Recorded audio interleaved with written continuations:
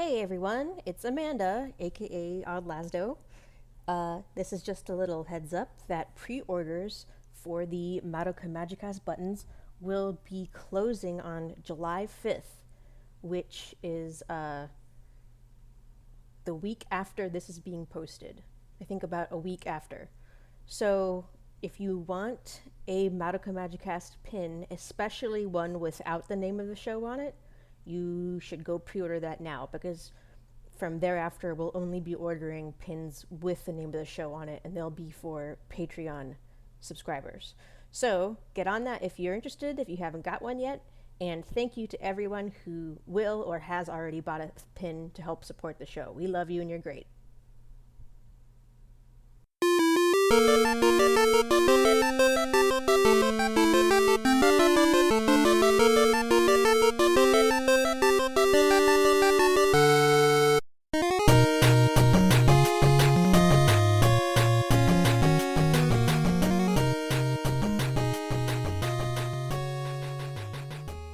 Welcome to Madoka Magicast, a podcast devoted to the dark magical girl anime Puella Magi Madoka Magica. I am your host Amanda, and I'm joined by our two co-hosts Yasha and Vanna, who are the owners of the biggest revolutionary girl Utena website, Empty Movement. Hi Yasha and Vanna. Hello! Hi! And also our co-host Sam, their cat.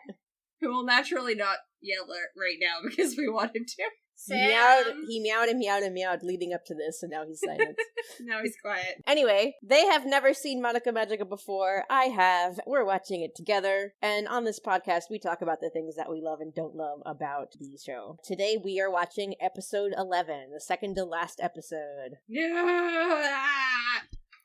This is, to me, this is like the real resolution, and the final episode is just them explaining to you what the fuck Madoka actually does to fix this situation. Should we be honest about the timing here? Yeah, sure. Yeah, absolutely. Yeah, so normally we stream the Madoka episodes 2 at a time, which would mean that we would normally have watched the stream for this episode and the last before recording, and we kind of didn't. We watched just this episode, and we're gonna stream both later and watch the last episode for the first time on the stream. But we did want to record this episode ignorant of the last episode, right? Because last time we did that with episodes, I think it was 7 and 8. Yeah, where it became really hard to talk about the one without bringing up the other. Yeah. So this is just this episode, and we don't know what happens after this, which is probably the hardest thing we've ever done. Was not just keep watching, we were just pissed. Thank you for your sacrifice. We there did was this. That moment where we kind of looked at each other and we were like, let it play the rest of the way, and we see the little drawing at the end or whatever, and the next episode thing would come up, and there would be that long moment, and then one of us would reach over to the mouse and click it so that the next episode didn't autoplay. Right. Hi, Sam. Hi, Sam. There we are. See, he really wanted you guys to watch the last episode too. Oh, I bet. Yeah. Next time, Sam, don't worry. This is Sayaka's funeral, Sam. Sad, huh? Yeah. Aw, it's okay. Yeah, he was a Sayaka stan through and through. Yeah. Yep. Also, if the listeners hear me making gross mouth noises, it's because I'm eating right now. I apologize. I hope my microphone isn't picking it up too much. It's like our streams and everything are turning into ASMR podcasts. Yes, that's right. It's like Madoka Magicast / ASMR. I do not... Are you guys familiar with Jenny Nicholson? No. Who's that? Oh, she's hilarious. She's a YouTuber. She's more of a vlogger, because she basically just sits on her bed and talks about shit, and it's extremely entertaining. Because she just has really interesting perspective, and she's really funny. She did a video called Top 10 Reasons I Won't Do ASMR Videos ASMR video, where she's brushing against the mic while she's explaining it, and sipping water as she's talking about why she doesn't do ASMR videos. Oh, Lord. It's really That's cute. amazing. Excellent. Yeah, so top 10 podcasts about why I'm not going to do ASMR podcasts today. Yeah. Anyway, let us move on ahead here. Yeah, let's do some Curious Cats. Yeah, so we got a lot of Curious Cats from you guys. Wow. Oh, yeah, that we was did. awesome. It seems everybody enjoyed episode 9, which was great because we also really enjoyed episode 9. We got some Curious Cat questions relating to the chair thing. And actually, there's another one here that I got on Discord that I forgot to put in here, but I remember what it was. So, one anonymous on Curious Cat says, I looked into the meaning of the chairs in the show, and some believe it's a reference to another series, Bokura no Hours. Have you guys seen that? I've never heard of it, actually. Me neither. But I'm also not, like, the best at keeping up with anime, so... I'm really not. If it's not, like, a magical girl anime, there's a very unlikely chance that I'm actually going to watch it. or like a Fujoshi anime, like I see some really good porn and I want to know about the characters that people are making porn of, I'll watch that. Okay, but, you know, all of us.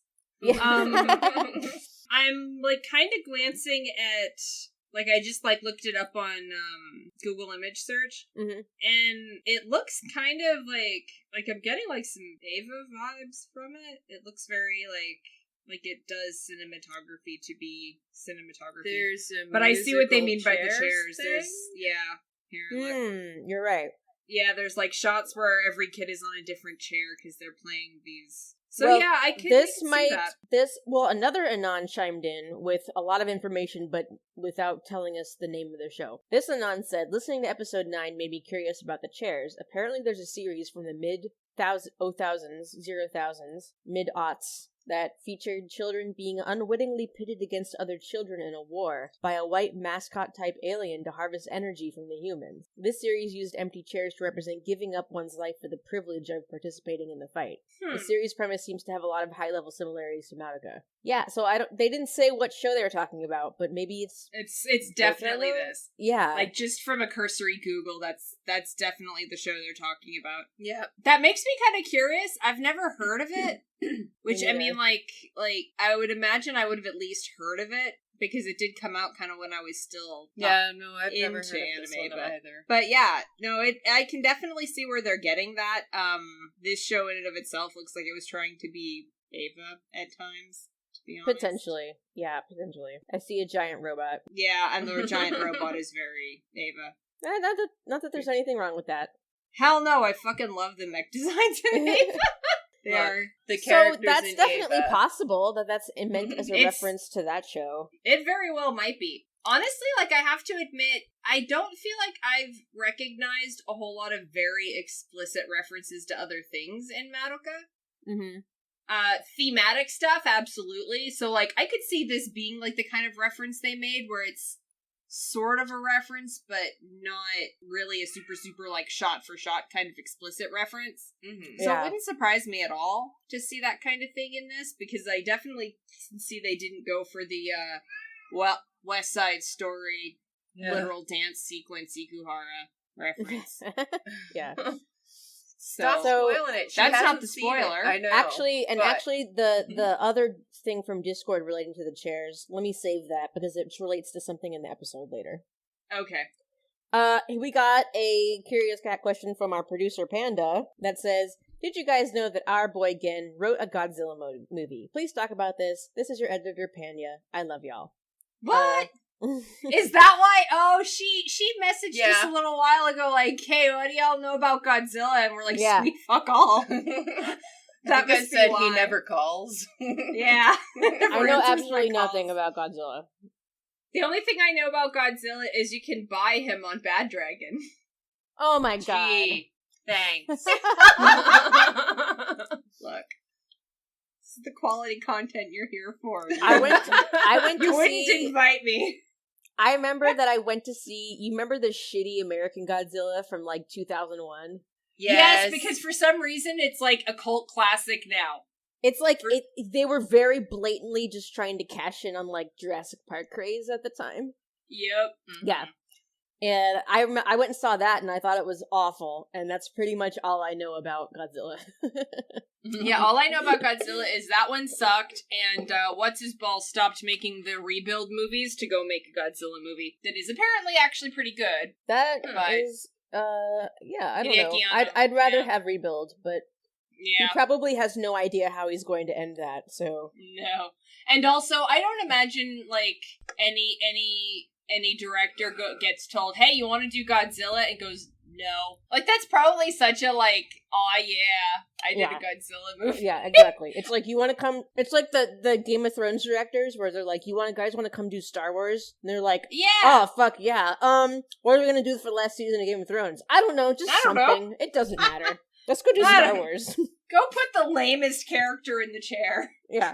Trying to decide whether Ikuhara would say no to a Godzilla movie. Probably not. Well, there is the Godzilla otter in the opening. Yes, but... And also in the flashbacks in episode 34, there's a Godzilla monster. Yes. So, yes, I think he would do a Godzilla movie, I don't know. It would have incest. I think he would too. I think he's chaotic neutral enough to be like, no, I've covered that territory already. Did you see my otter? I don't know. I feel like he would do some sort of, like, sympathy for the Godzilla incest romance arc. He would do the anime where Godzilla finally gets with Mothra. Yes. And there's tons of sexual tension. Yeah.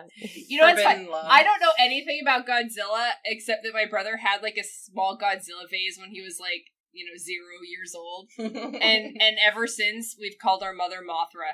So if I'm ever, like, talking to my mom, she's like, hey, Mothra! Like, that's what we call her. That's funny. So that's all I know about Godzilla. All right, is that an Anyway. Utena reference? Question. I know exactly what you're talking about. Hi, Oscar. If this was Oscar who sent this, I don't know. But... Okay, this we literally did that. We discussed that.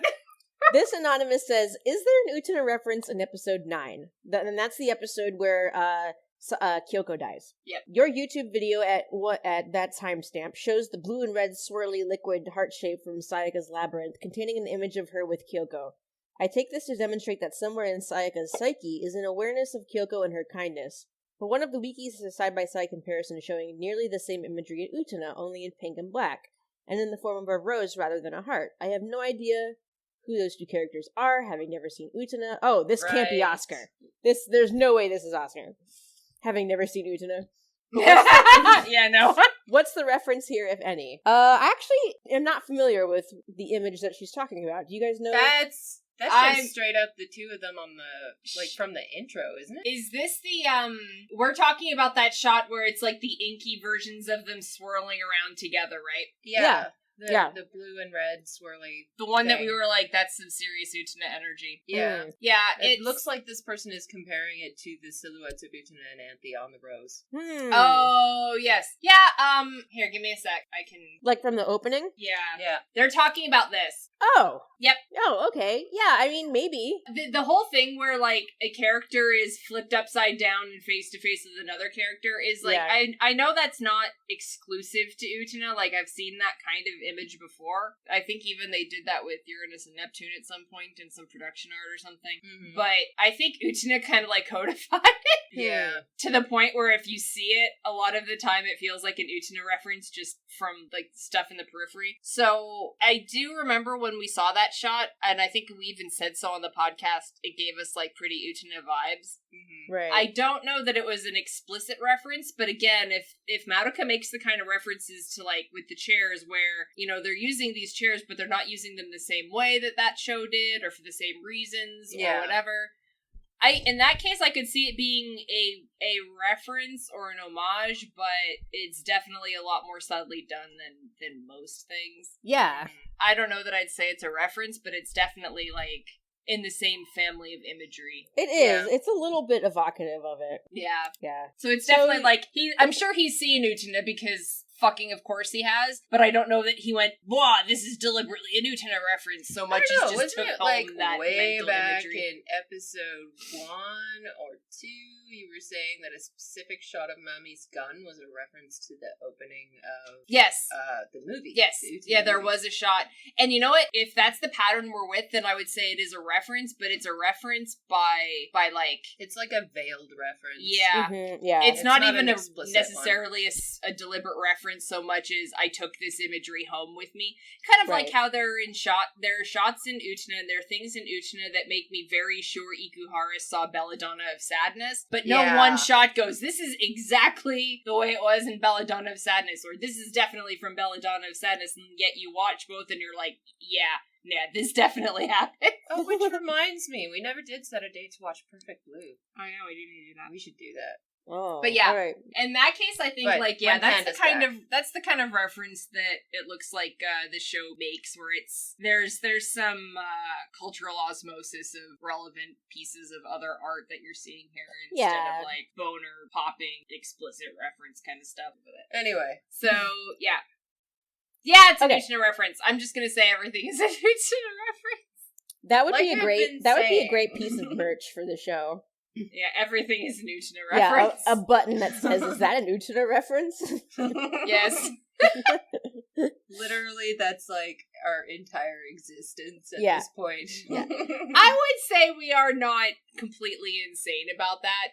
Well, you know, this last couple of days here, you remember how I've been saying, like, no, just say it's your tie. Impress your own reality upon others, and it will Yeah. become real. Wow, that's gonna have So- zero context on this podcast. Oh, I but okay. know. I know. We're just gonna go with it, I We're- guess.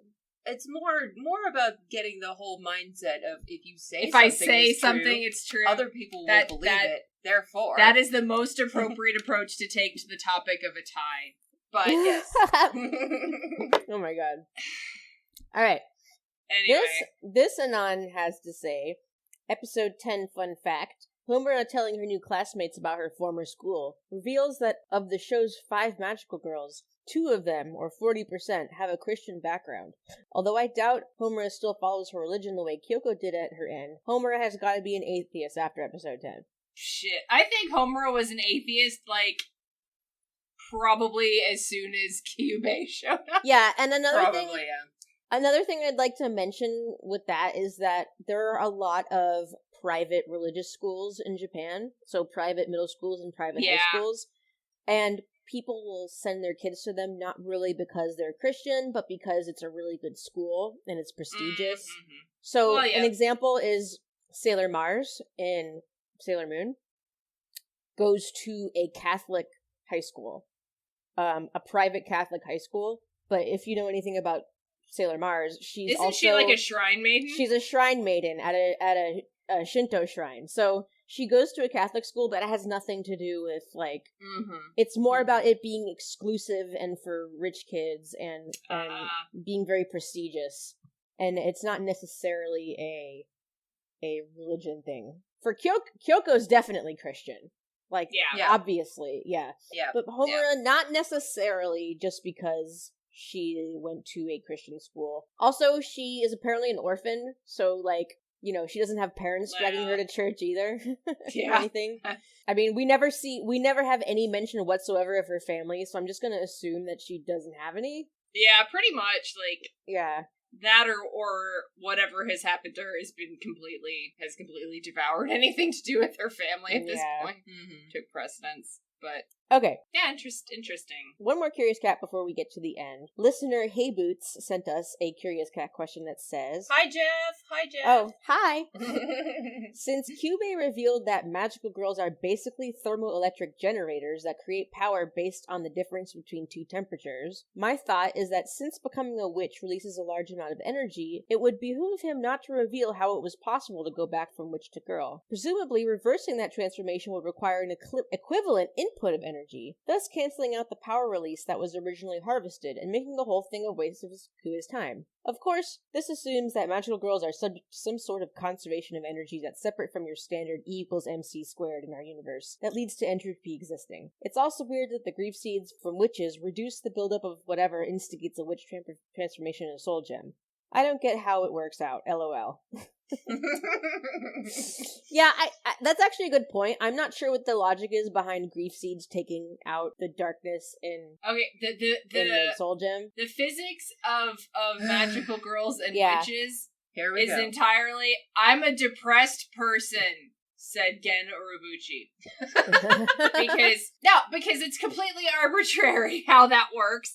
And there's no reason why. So, like, Kyubey says, oh, it's this, huge transition of emotional energy from one state to the next that creates this power that we farm. That being the moment of absolute grief where someone with hope becomes someone with no hope. Mm-hmm. Yeah. That is literally saying bad feelings are more powerful than good feelings. Yeah. Because otherwise, the transition from someone who is in absolute grief to someone who has hope would be also, there's no reason for that to not also be an effective transfer of energy into a usable state. Aside from that Ken Urobuchi's like, yeah, but that doesn't mean anything because happiness sucks. Like, literally. No, I'm serious. No, I know. Like, the entire physics of how this works is based on a very cynical, sad, angry, depressed view of the world. Which tracks with, Ano's shit and Ikuhara's shit. They all do the same thing, because they're all depressed, miserable, garbage people. And that's why we love them. Yes. But that's the only reason that works that way. Yeah, don't think about it that hard. Yeah. Yeah, it's kind of like a time travel story. Like, you just can't think of... It is a time travel story. In the same way that you can't think about the time travel that hard, or it stops making sense. You just have to roll with it. Yeah. But if somebody else was writing this show, if Naoko Takeuchi, whoever was... Takeuchi? Yeah, is that her name? Yeah. If she was writing this show, then it would be the transfer from grief to hope that would create this anti-entropy shit. Mm-hmm. But I do see what you're saying, though. Like, by Kyubey's logic, if that's how the energy is created, he has very little investment in suggesting that it can be reversed, because presumably to reverse it, you would have to consume that energy that was created. Because, again, this world is a sad and depressing place, and feeling good requires energy. Whereas feeling bad generates it. Which is some peak, just miserable, angry shit. Bullshit. Yeah. But also, I mean, valid, because I get it. Yeah. Mood. Alright, so let's get into this episode. And again, I am eating pizza while you record this, so I apologize for my gross mouth noises. Excellent. So this is episode 11, The Only Signpost Remaining, or sometimes it's translated as The Only Thing Left to Guide Me, or something like that. Yeah. First aired April 21st, 2011. Fun fact, this episode was delayed due to an earthquake in 2011. Oh! Yeah, that struck like the week this episode was supposed to come out, and there was there's some maybe uncomfortable imagery in this episode that's evocative of like a earthquake. Well, don't they even say that they're going? Well, humans are going to think that this wish was like a storm. Tornado or an earthquake or some natural tragedy. Yeah, exactly. Yeah, so they delayed this episode a week, and instead they played both episodes back to back, which, honestly, even though that's not how we're watching a kindness. It's probably a better way to watch it. That's a kindness, truly. Yeah. The script, again, was written by our boy Gen, storyboarded by Tomohiko Ito, episode directed by Kotono Watanabe, and the animation was directed by Shinichi Miyamai and Toshiyuki Fujisawa. This episode has some of the highest highs for me, and also it has the number one biggest bullshit thing that I don't like about the series. All right. So I guess I can't wait to see which one is which. I mean, I'm not like, it doesn't make me that mad, but it's one of those things where it's like, the implications of that are bad. I kind of skimmed ahead in your notes a little bit. Yeah. I think we're on the same page there. Yeah. But we'll get to that. Okay. Anyway. What? Ah! No, it's not on the screen right now. I was gonna say, I'm like, I don't see it. Okay. We'll get to it. Okay. Anyway, we have our cold open here. Yes. All right. Where it's Kyubey and Homura. Room. Yeah, Kyubey and Homura are back in Homura's house, where we left them at the end of episode 9. Mm-hmm.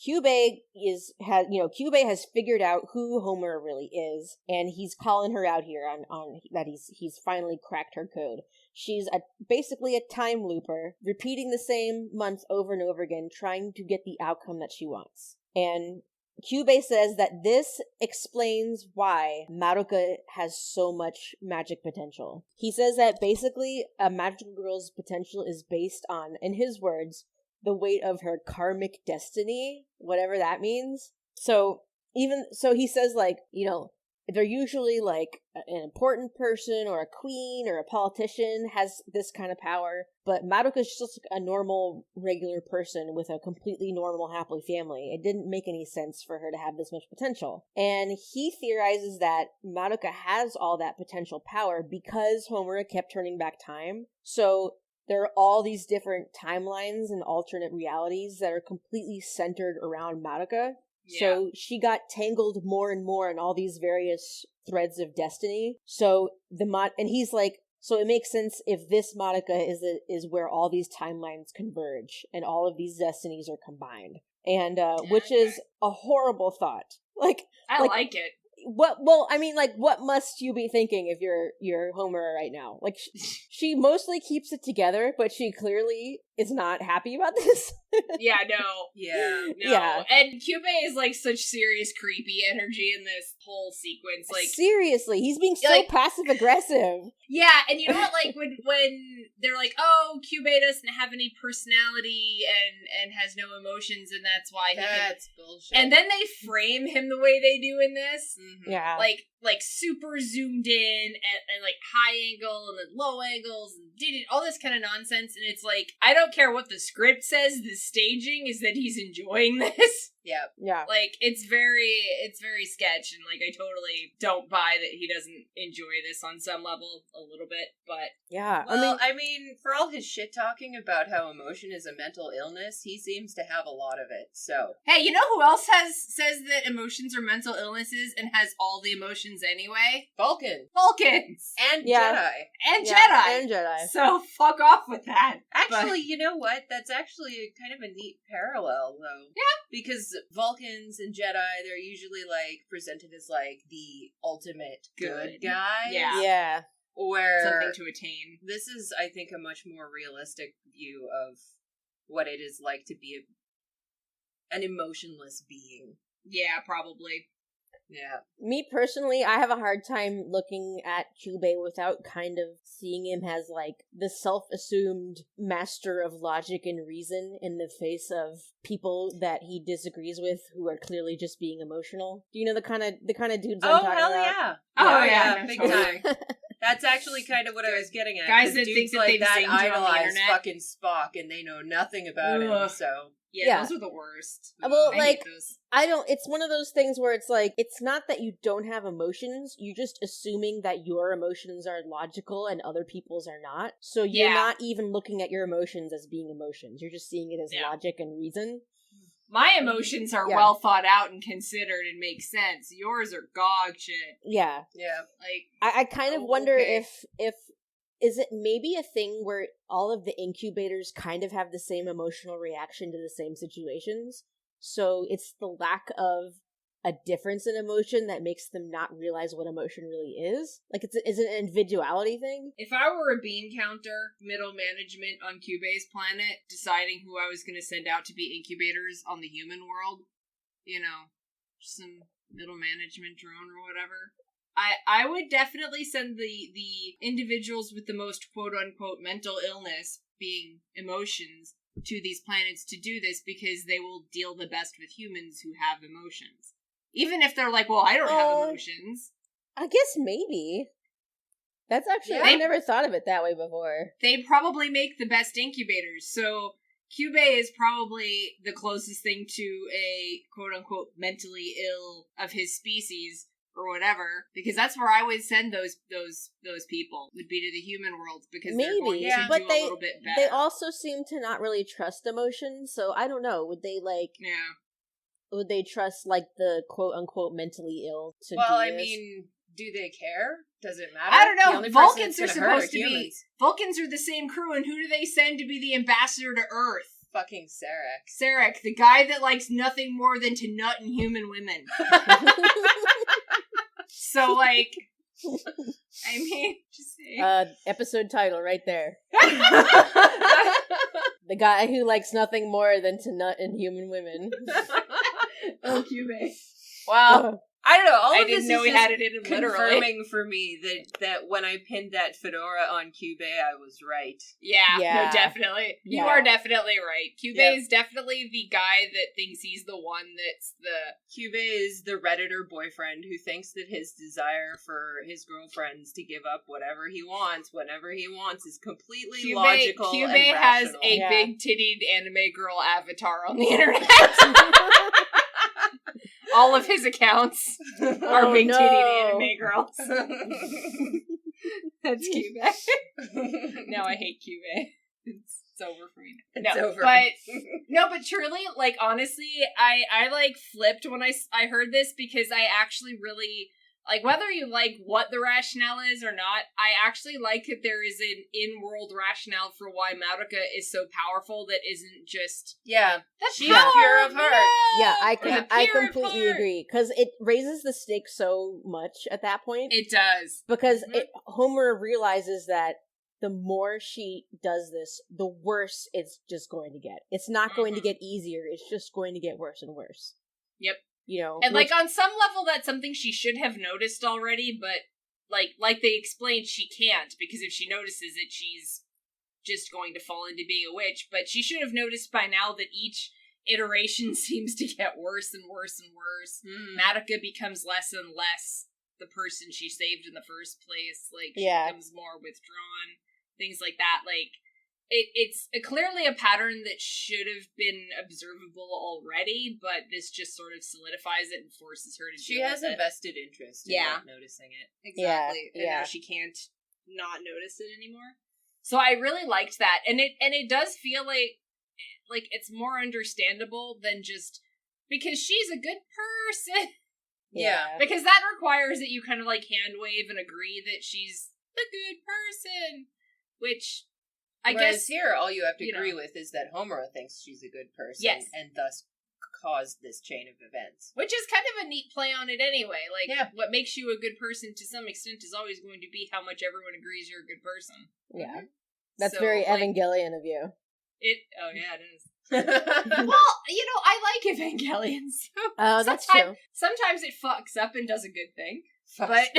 But no, I actually love this, so I also do think that Madoka is a legitimately good person, but that's she kind is. of that kind of comes more in the last episode, so we're going to talk about that. But you know what this is? This messaging isn't she's powerful because she is a good person. The messaging becomes she's powerful because other people respond so strongly to how good a person she is. Yeah. Mm-hmm. Which is the same thing, but with a shifted perspective that I think makes it more realistic. Because being a good person isn't really enough. Anyone can be a good person, but it's what being a good person does to those around you. Yeah. That ultimately has the power to, change people. It's still them that has to change, not you. Right. You're just hanging around being a good person. So I do like that this kind of frames it from the perspective of people that are affected by that kind of person. Right. And how that can just keep building on itself and isn't always necessarily a healthy thing. Yeah. Because you can be a good person for weeks. What people do with that is still on them. Yeah.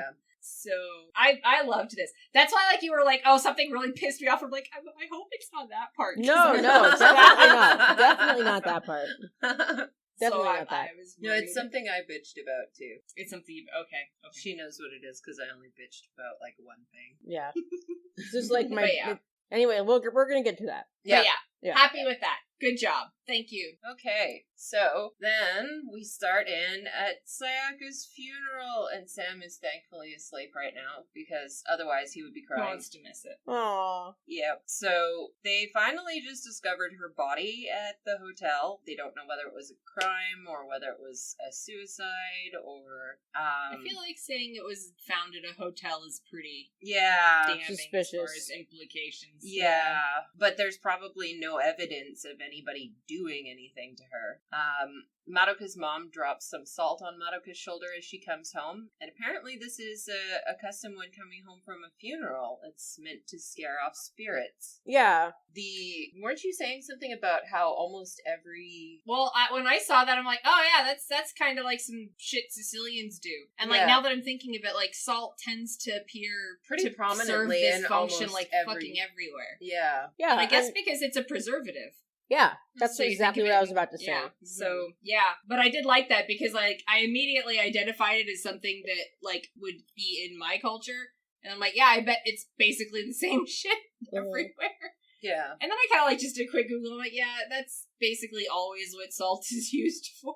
Yeah. Is something to that effect of protection against. Yeah, protection Yeah. against like evil spirits or bad luck. Yeah, or it's like that throwing kind of salt thing. on a slug. Yeah. The idea that you... I But guess, yeah. I did like that touch. I thought it was really neat because it is kind of self-evident what it is even to someone that doesn't know the Japanese custom explicitly, I think. Chair watch. Yep. Chair We watch. got all them chairs. Oh, chairs. And Madoka's mom clearly suspects something, but Madoka isn't telling her. Madoka is kind of not really able to process, well, she can't believe that Sayaka and Kyoko are dead. Kyubey comes back to gloat about it a little bit.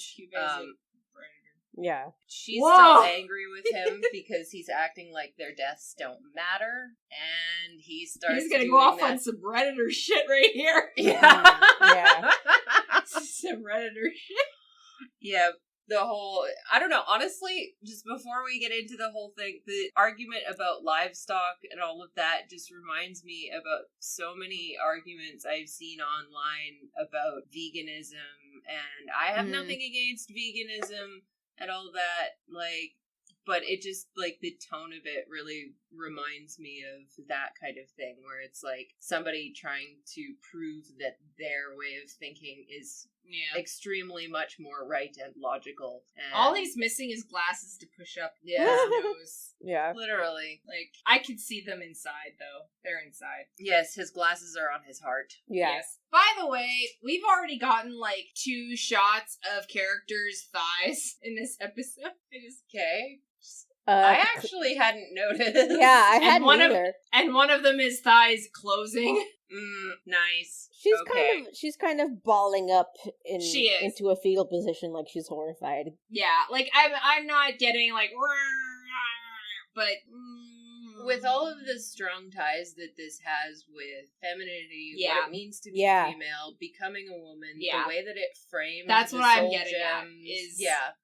I Like- think they're kind of starting to go out of their way. Because at this point, like, when this happened in the first few episodes, like, you know, Yasha and I bitched a lot about it being very gazy, and then it petered out when you were supposed to be more attached to the characters than what they could do for you. Yeah. Mm-hmm. So, the return of some of that imagery, like the stuff that got cut from the last episode, the menstruation imagery, fine. Or, like, stuff like this, where it's, like, thighs closing and like, crunching up and stuff like that. At this point, I'm not, like, registering that as ooh, gazy, No. but it is very, like, this is, now you're supposed to start making that connection instead of just being like, oh, thighs, fat. Yeah. I mean, I guess you could do that too, but...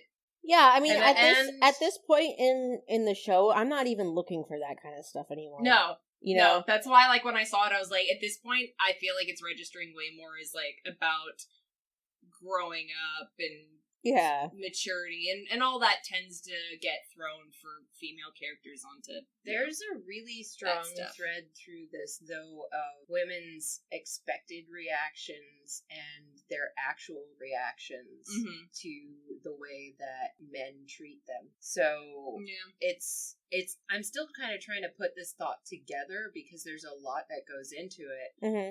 But it's things like the last couple of witches that we saw being weirdly sexual in nature without showing anything, and the idea of womanhood as becoming a witch and things like that just, it makes that image have more resonance than it would if it was just some kind of male gazy bullshit thing. Well, the whole, like, innocent girl becomes a witch in the end is certainly a familiar take for us.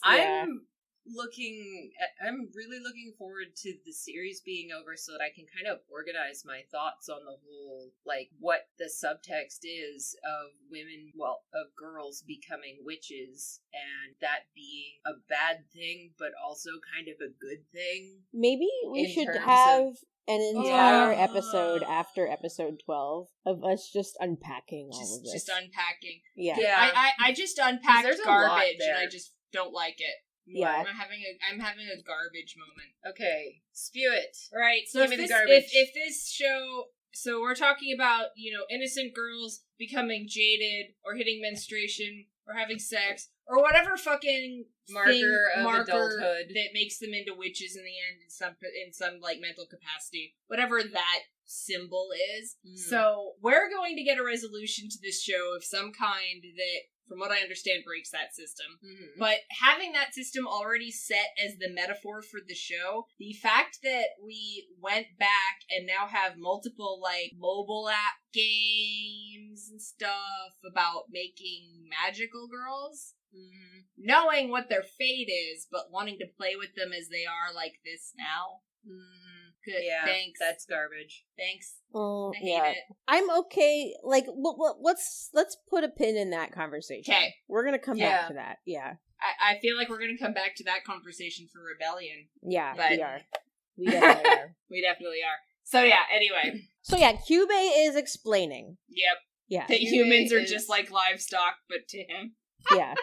And he straight up starts claiming that they treat humans much more respectfully, which I'm sorry, I have a lot of which is issues probably with fair. that. Which is probably fair. No, I don't think so at all, to be honest. Like, I mean, his Mhm. argument is that animals survive a lot longer because of humans and they're taken care of and all of that kind of thing. But to me, the question of sentience there really makes it, and he makes like a token acknowledgement that humans are sentient, Right. but that's We've still, tried to deal fairly that's with you. only a token acknowledgement. They didn't actually ever try to deal fairly with them. You remember I commented to you about this, Vanna, when we watched it. It was like, oh, well, that's some top-level Toga logic there. Oh yeah, it's your fault if you drank this Kool-Aid. Yeah, it's Yeah. your fault. It is humans' fault for taking this bait that I dangled in front of them, not realizing. what? Like, that's some This great... is the wrong metaphor for him to use, Yeah? in my opinion. What This would be a better one? This is the metaphor. This is the comparison he's making because he wants to be effective more than what actually fits this setup more. Because he starts talking about how becoming cattle or livestock is evolutionarily advantageous to both groups, because if you're cattle, you're taken out of you're allowed to breed without natural selection in your way, you're not vulnerable, you have someone protecting you, etc., etc., etc. But we're not livestock, we're cats. Like, I feel like it's much more, because there's that whole idea that cats basically and dogs basically domesticated themselves as Yeah. an evolutionary Yeah. advantage, and I feel like that's probably more on the nose, is that we're animals that domesticated ourselves under this system to maximize our ability to reproduce, kind of thing. Because like the livestock thing is we don't communicate at all with livestock. We don't go, hey, livestock, want to make a contract? No. But the thing is, I think what Kyubey is saying is that It's like, that is how he views human relationships. Yeah. He really doesn't see humans as No. any more important as Than cattle. individuals than individual cows are. Which is wrong and bad. which is also wrong Yeah. because he does target out specific cattle to attach himself to. Like, I feel like if you were trying to be charitable, you would make like a cats or dogs comparison. If you were trying to just bust this girl's He's trying soul, to justify you his use livestock. cruel treatment of Yeah. humans Yeah. by pointing out that humans are also Yeah. cruel to animals under Which their is care. just like, oh yeah, I That's mean, like, way okay, to point Redditor. out that you're not any better than us. Why should you be having any effect on us yeah, anyway? that's Yeah. that's it. Like, you're arguing yourself lower on the Yeah. Lower on the evolutionary scale. you're making yourself sound worse here. But yeah, so It is the cheapest. then fucking he gets podcast into shit. the part that gets me cranky. Me too. Yeah. Let's do this. And starts talking about how starts giving Madoka visions of the shared history between incubators and humans, and goes through the caveman era, ancient Egypt with Cleopatra, and I have problems with that. We'll get to it. Ancient Japan with Kimiko, a shamanist queen in the 1st century of Japan. And then Joan of Arc. Yeah. Yep. And Joan of Arc. You've got a note about Himiko here that I didn't get to read all the way through, so I'm just gonna Yeah, quote her. I did look up Himiko. So there's basically Kyubey implies that Cleopatra, Himiko, and Joan of Arc were magical girls. Joan of and- Arc I can see based on the history. Cleopatra, not so much. Well, so Himiko was a queen from the 1st century Japan. So we're talking way back. Yeah. And apparently the only way we know about Himiko is in Chinese records. Like, there's no actual surviving Japanese records of her. Apparently what happened was, in 1st century Japan, 2,000 years ago, the Japanese islands were in a massive state of warfare for decades.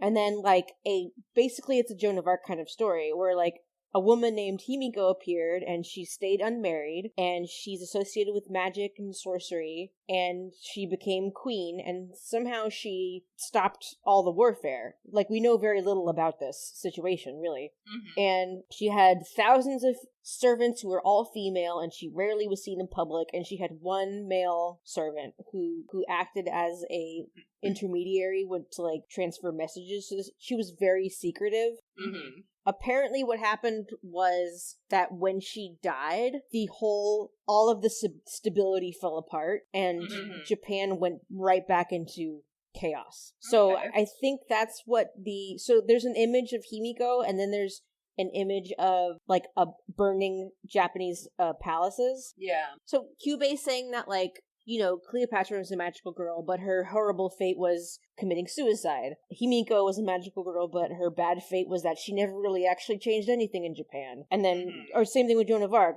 Joan of Arc fought against the English, but the French people in charge accused her of being a witch and burned her alive, even though she was a hero. So I think that's kind of like, that was how all of their stories came to bad endings. Like, You know what's kind of Yeah. funny about that? Yeah. These are all failed magical girls to his purpose. yeah.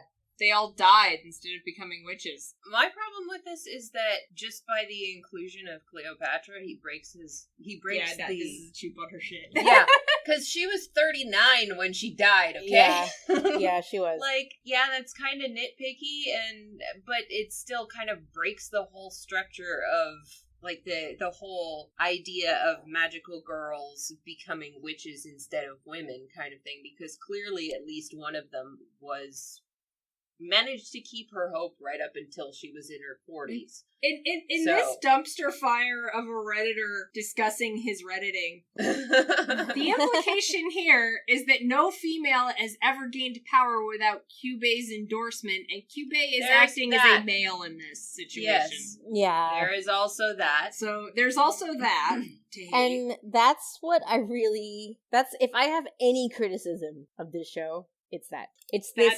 It's this implication, it's this redefining of famous women from history as all being being magical girls. fantasy superheroes. And, like, Yeah. they didn't actually do anything on their own initiative. It was just an alien giving them Yeah. magic powers. And, like, I can kind of, like, I can kind of see where some people would object, like, why are you offended about that? Like, but I don't know, it's just, in this kind of a show where it's so gendered, like, the whole thing is so gendered. Yeah, the messaging is awful. It's so focused on the suffering of specifically women, and how apparently men don't have to go through this with the incubators, and, like... Yeah. But they don't. That's no, the thing. if this was a co-ed cast, then I probably wouldn't have that much of a problem with it. But it's not. It's very gendered. Yeah. And it's still sexism, even if he says that what the girls did was good and important. That's still sexist. And even if it kind of elevates women above men, I'm still not It going to does be not happy do it in about a that. good way. it's And it not. doesn't really. It doesn't in the end. It's not like, it looks on the surface as if it is saying that, oh, women are special and they're the reason for all of this development and blah blah blah. But yeah, but that's a common that's a fucking crock take. of shit.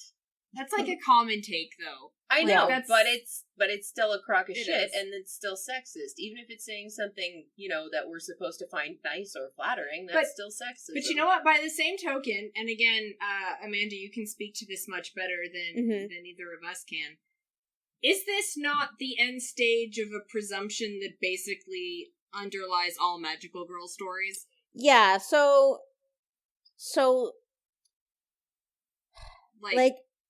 okay, so thinking like, what back, is Sailor Moon? Yeah, okay, so thinking not, back to, like, the 80s and 90s, right? So Right. feminism in the 80s was like, Oof. we're going to let women be Work. as awesome as men now. Like, that's kind of how people saw it. Like, women wearing shoulder pads and being hard asses. Like it was more like, okay, we're gonna give permission to let women do masculine things. Yeah. That's kind of what feminism was like in the 80s. And then Sailor Moon came along, and it was more like, and I think that's why Sailor Moon was such a big deal, is that it was more like, no, women are going to, we're going to have stories about women fighting evil, but they're not going to use masculine methods to do that. They're going to stay girly, they're going to use pink and sparkles, and they're going to have all the same drama that would come with that kind of a superhero story. But the powers are not, we're not giving them permission to use masculine coded powers. We're just going to let them stay girls, and that's the power that they have, to have the same kind of story, right? Yeah. So that was kind of revolutionary in the 90s. Like, there was nothing, at least speaking from my position as a Sailor Moon fan who grew up with Sailor Moon, there was literally nothing like that on TV. At all. Yeah. Leading up to that, everything at that point was kind of like Captain Planet-y, where yeah. Well, the best you had was like early, like She-Ra. first run She-Ra, but she was still basically kicking asses the way a dude would. Yeah, or like in the 80s there was boys TV shows and girls TV shows, and then kind of the 90s solution to that was, well, let's just make shows that appeal to both. And then Sailor Moon came along and said, no, we're still gonna have a girls show, but it's going to be a girls show that appeals to everyone. Yeah. It's still a girls show, but there's going to be things in it that are maybe have some cross-genre appeal. Yeah. So, and to us, that's revolutionary. That was a big deal then, because that wasn't what feminism looked like at all, like leading up to that. But there are Japanese feminists who look at magical girl anime and kind of see it the other way, right? Like, oh, yes, we have these stories about girls being heroes, but they're still stuck in the Japanese societal perspective of them having to be pink and having to wear skirts and not and that's valid. Yeah, like, their empowerment is still like on the frame of a feminine presentation that they're obligated to live up to. So, I get that. Like, you're not wrong. There's some feminist criticism in Japan about magical girl shows. Oh yeah, in that way, because I feel like that, like this whole rationale and this whole thing is like either a development of, answer to, or reference to that idea where like. So what you're saying is Sailor Moon is the most powerful entity, and she's just served this function for bazillions and gazillions, or whatever. Yeah. But it's still positing that this is the reason things went the way it did. And basically, by making this a specifically female power that is dependent on emotions that are considered to be specifically female. Yeah. It kind of takes a lot of the teeth out of the more feminist aspect. It's that very holy feminine, like, the priestess, divine. I have a lot of problems with divine feminism. Yeah. You know what this is? This isn't the same feminism in Japan 101 anime criticism genre as Utena and Evangelion.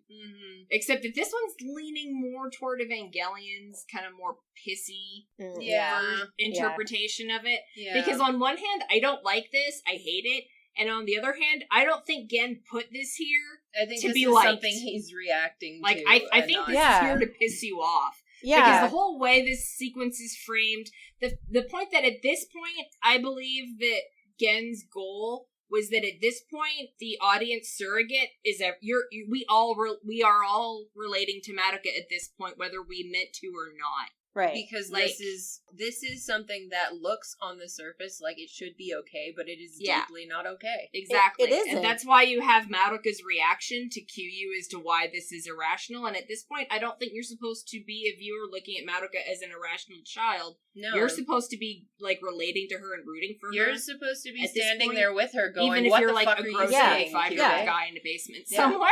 Yeah. Kyubey is saying, like, it's not bad because actually, if it weren't for the deep sacrifices of these young women, humans would be nowhere right now. Yeah, we'd be shoveling shit still. Yeah, and Madoka says, like, what are you talking about? Yeah. Which is entirely rational and reasonable. Yeah. Like, this is dog shit and I hate it. Like, I definitely don't think this is here to be something we like and agree with. The suffering of people like me, just because they were people like me, is the reason the world is turning. Well, maybe it's a shit world then. Yeah, maybe this is ass and it wasn't worth it then. Yeah. But it is very, like, and I actually like that you know what this is? This is similar energy to the sequence where Sayaka just kills those dudes. Yeah. This Yeah. argument is Yeah. being presented for you to disagree with it Yeah. explicitly. I think so, yeah. Yeah. Like, and in that sense, I hate it. I hate the idea, but I think we're all supposed to be having this reaction Right. We're to it, where not. we're just like, "Fuck you." Kyubey is being explained in this scene, but we're not meant to accept No. that explanation. We're not supposed to like his reasoning and his logic. Here. No. Yeah, it's... I do want to say though, I it's did kind deeply of insulting, if actually. you are going to play in the sandbox for a minute, I do kind of like I kind of wonder, does Kyubey always look like Kyubey? Because Yeah. and all As these far- periods in history, I feel like Joan of Arc, given her background, probably would have seen a burning bush or something. Yeah. Like, I feel like at this point, you're Yeah. basically, like, playing on the whole Faustian bargain thing, where he's, like, every single girl in history has made a contract with the devil, basically, Yeah. to become powerful, otherwise That's- they can't be powerful. And I've watched Sabrina, too, so I'm a fan. Dan. Dan, I get it. But, I want to say that he is the same form throughout Yeah. history, but only because there's actually a manga side story about Joan of Arc as a magical girl. okay. And Okay. I'm pretty sure that Kyubey is in it, like the Kyubey that we know. Nice. So, I guess my thought Yeah. isn't, like, literally that they would have seen something else, but that, like, basically in most of these periods of history, Kyubey would have seemed to these people a deity of some kind. yeah, Joan of Arc, I just had the Joan most of Arc horrible thought. calls him Monsieur Angel Yeah, in exactly. the manga. She calls him an angel. Like, she assumes Yeah. that he's just an angel. I don't know, I just started thinking about mythology, and then all of a sudden I was like, Lita and the Swan. No, let's not Let's go there. not. No, hated it. But but that is the implication. The implication is that for most of history, this has been like a religious thing. Like, Yeah. you know, you have Yeah. a priestess, Himiko, you have Joan of Arc, you have Cleopatra, who ran a religious state, basically. Kyubey says, like, listen, it's the reason that you have such a nice and comfortable life right now, Is we gave it to you. it's because these people suffered. So, really, you shouldn't have a problem with this because you've benefited from it. And Yeah. you have no way to you have no right to complain because otherwise you wouldn't have what you have. So it's just kind of Which- like, that's kind of like, oh, you're criticizing capitalism and yet you participate in capitalism. You're But- criticizing Yeah. capitalism on your iPhone. Yeah. Yep. No. Yeah. You know what? This whole argument, like, I was kind of like, okay, fuck you, but okay. Yeah. Alright, fine. And then, like, he finishes the argument, and Oh, it's yeah. that whole, like, punchline, you'd still be in fucking caves. Okay, and Yeah. then like, I had a Yasha lost massive her blowout. It's like, we were rolling with this, and now you just buried your whole, like, no, fuck because yeah. like biologically speaking, that makes literally no sense whatsoever. Like, I don't like bringing too much of real world logic into fantasy, but at the same time, as far as I understand, the research that we currently have shows that we developed our brains because of socializing. Yeah. Yeah. Socializing and problem solving. And so basically, the moment that humans learned to have attachments to each other was the moment our course was set. Yeah. Like, him saying that, We're a natural evolution of Yeah. that initial him saying that capacity. the only reason we are where we are is patently false. And Yeah. But he knows It's- that too, probably. yeah, I mean, but it's ridiculous to consider when you even just take a look at what's going on. Yeah.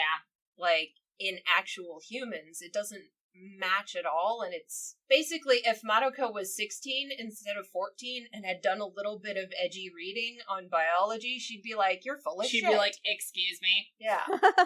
Well, I think there might also be some required suspension of disbelief, yeah. at least Oh, for totally. that. Yeah, no, Yeah. like, I get that part, but it's shitty of him to claim that the development of the entire human race rests on the suffering of young girls when But that's totally something what the that- take home is from magical girls, especially by guys that fetishize them Yeah. as a genre. Yeah, exactly. That's totally, like, it is very call-outy. I think, like, Mhm. given the audience, It probably this didn't conversation land. is a bit of a, no, I don't think it landed any more than the Asuka tears down everyone that gazes at her in the movie. Yeah, Like, yeah, that's there. I think it flew right past everybody. I think so too. But this is a pretty nasty criticism given the audience it's being aimed at. Like, good so, like, job on the whole, while I hate on what this Kyubey scale. is saying, and I think it's a lot of bullshit and all of that, I think it's good that it's here in the show.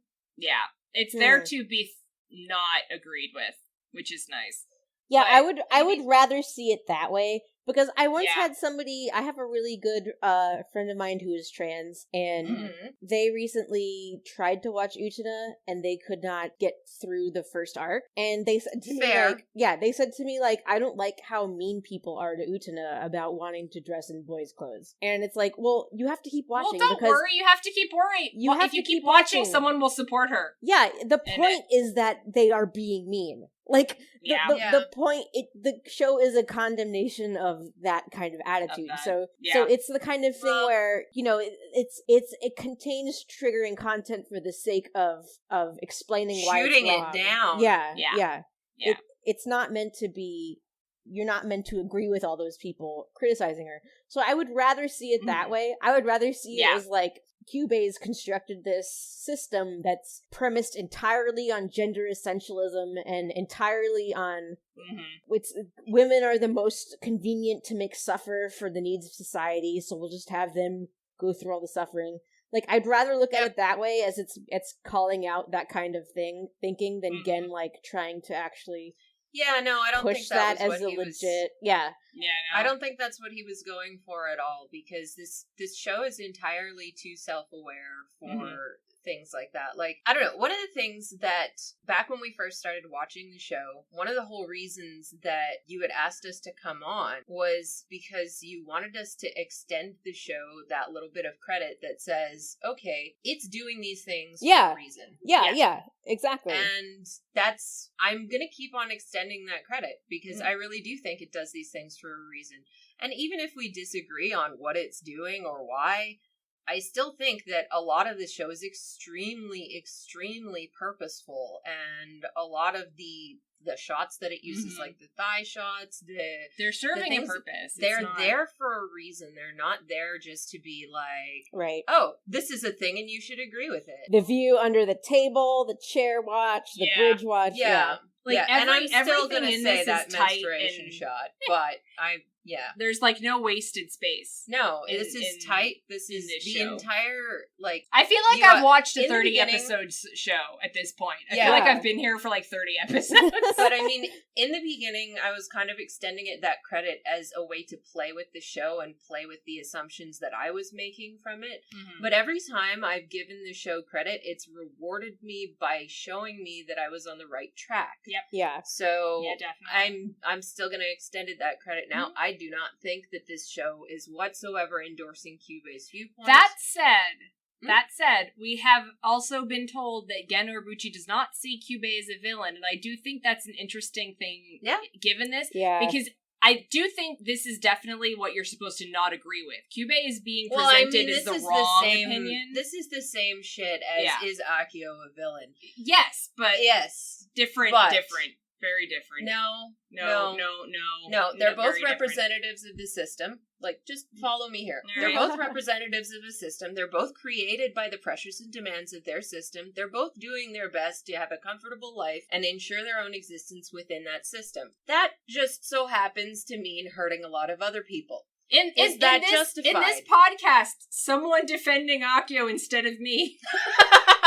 I'm not defending him. I'm not. This is the kindest I've ever heard anyone argue for. No, it's different we watched because that Digibro thing.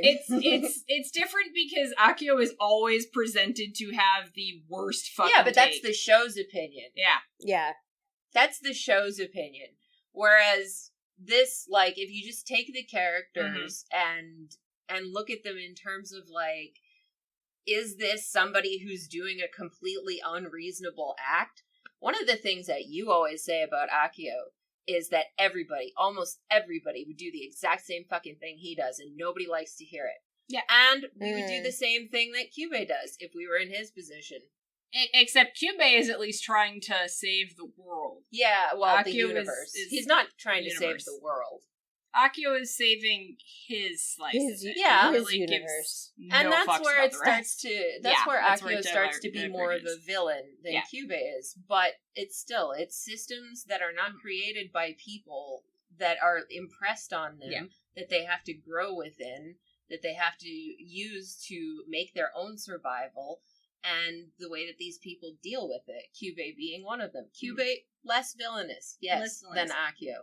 But same motivations, same shit going on. But what I'm getting at is he can have this take that you're obviously supposed to be disagreeing with, and also Gen does not consider him a villain, and I think that's kind of like I mean, a you comment can't that it's consider him a villain. That like this kind of thinking is what he's criticizing, but at the same time he's not villainizing it because it is a natural development of what the messaging aimed at men is. That's what I mean. Is what I'm getting at. That's what I'm saying when I say the show does villainize Akio, and that's the show's opinion on Akio. This isn't being demonized. It's not exactly being presented as sympathetic. Yeah. It's just being presented. Yeah. Yeah, and that's what I mean. That's all I was getting at, is I don't think that, like, you're supposed to, like, I think people are supposed to sort of understand Kyubey's rationale, know it's wrong, but it doesn't mean you're a bad person if you can see where he's coming from. Yeah. Right. What you do with that is what makes you, Kyubey is still a bad person, however, because he does not reach my moral standards of being able to manipulate well. Valid. I mean, that's valid. But that's right. But no, I think there's just a lot to chew on here. Not all of it is good, but I do think all of it was deliberate. Yeah. I'm sure we'll continue to have discussions about this with guests and everything in the future. And big time. All that good stuff. Yeah. Anyway, let's move on, because we got to get through this. We do. Might end up a two-parter. Actually, a lot of the tangent stuff is front-loaded in this, because then we get a whole bunch of really awesome sequences. Yeah. Scream at how awesome it looks, because it's totally fucking awesome.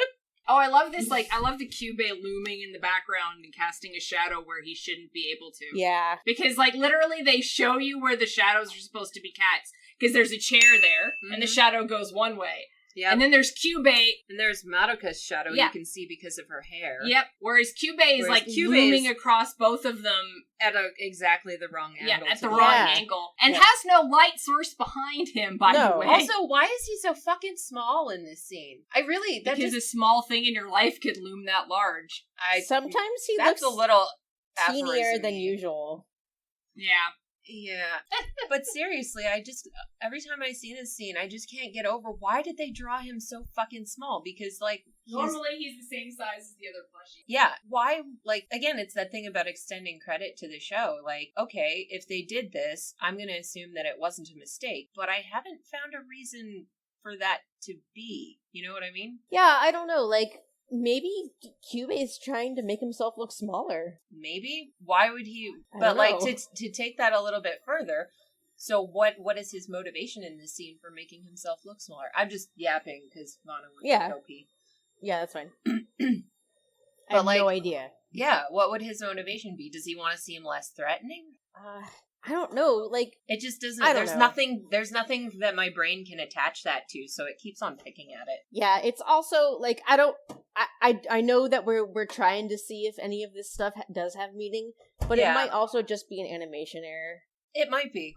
Yeah. It's just, I don't know, this show is to the point where I don't feel comfortable just writing things off as animation errors. It's hard. It's really hard to say, because in a show like Utano with 45 episodes, some of the episodes don't look so great. Well, and also that their entire budget was a pack of gum and a $20 bill. Exactly. So maybe in that sense you don't really need to think that hard if they meant anything by having one episode be done by the B team and another episode be done by the people who know what they're doing. But this is only 12. This is only 12. There doesn't appear to have been a B team from what I could see. Yeah. It's... So just having that stick out so much is okay, why? Why is that there? What is it doing? But like I said, I haven't found anything to attach it to yet, so it's just kind of a random thread flailing around, not really. Right. This whole, like, And again, this is presenting Kyubey's viewpoint without necessarily criticizing it, but it's presenting it in a way that you want to criticize it. Yeah. The tail twitching, like, he's like, I was surprised when we found you guys, because you're all irrational emotion havers and, like, still didn't kill all of yourselves and stuff. And then his tail twitches, and I'm like, okay, but cat language? Well, I mean, cat language, tail twitching is indecision most of the time, or something's bothering me, or... It's the kind of thing, like, he's literally talking about how he doesn't have emotions, and then his tail twitches when he says something. Like, it's very, like, Yeah. I mean, I buy it. The emotional content that goes along with a cat's tail twitch is, like I said, that's indecision, or annoyance, or frustration, or... Well, there you go. They were, like, kind of annoyed, and, like, oh, well, I mean, y'all are useful, but you're also completely redonkulous, and we hate you. So, anyway, we're at the bar. We're at the bar, which apparently is mine. Yep, it's the part that I do. If you want. It's Madoka's mother and their teacher, who I guess you don't see. Oh yeah, from the first episode. They're chatting in a bar that has Michelangelo's painting of God and Adam up at the top of it. Supposedly, like the creation of man or something. Yeah, the creation of man. Yeah, I forgot what it was called. Which is just a treat looming over them. And they're kind of having a conversation after the funeral, presumably. Teacher heard Sayaka was having trouble with a friend over a boy, and the friend is taking it hard too, so... Hitomi, presumably. Yeah. That this is kind of what they think has gone wrong. Is they're thinking that it had something to do with the boy. So, and I mean, parents have obviously no clue about any of this. It did, but not in the way they think. Not in the way they think it did. Yeah. This is the kind of thing children would normally learn and grow from, but they're admitting they really don't know. I actually really like this whole, like, line from Madoka's mother where she says she knows something's going on. She swears Madoka knows, has some information about this that she's not sharing. By the same token, she doesn't think Madoka is lying, which is, like, some pretty extraordinary faith in your child. Yeah. To be honest. Like, if you think your child knows something about why their best friend died, and you're not trying to get it out of them, like, you're kind of trusting that they're going to divulge it in good time, or like, it's sweet to the point of unrealistic, but it is sweet. This is there to set up their conversation later on. It is there to set up a conversation that Madoka has with her mother later. But the parents they're kind of bonding over this whole situation, and it's the whole scene feels very wholesome and like... Yeah, like pretty much every scene that has Madoka's mom in it. Yeah, she just really radiates wholesome. And the teacher is also very like, you just need to let her kind of come to it on her own. She'll get a handle on it, and then she'll tell you, even though it feels hopeless right now. But I do appreciate that it's showing you the mother's frustration to some extent, because like the scene that comes up after this that frames this would totally just feel weird out of nowhere to the point of unbelievability. It even stretches that with this. Yeah. I think that's maybe the dumbest scene in the show. Yeah. That's some of what I mean by like really good parts in this episode and really stupid ones. It's stretching. It's stretching really hard. Yeah. But it is establishing that both of these people, they want to trust their children, and they want to, like, give everyone the benefit of the doubt and be good moms and all this, like, really, really wholesome stuff. But I do appreciate that it does at least take the time to establish that the mother does battle with this and does have some concerns and kind of couches them on herself almost a little bit. Like, I mean, that's the healthy way for a parent to deal with it. That is true. It certainly beats throwing it on the kid. Exactly. Yeah. So, I mean, exactly. I will say that, like, I'll give her that. It does establish that she's not just made entirely out of good, pure, perfect mom. Like, she struggles with it. Yeah.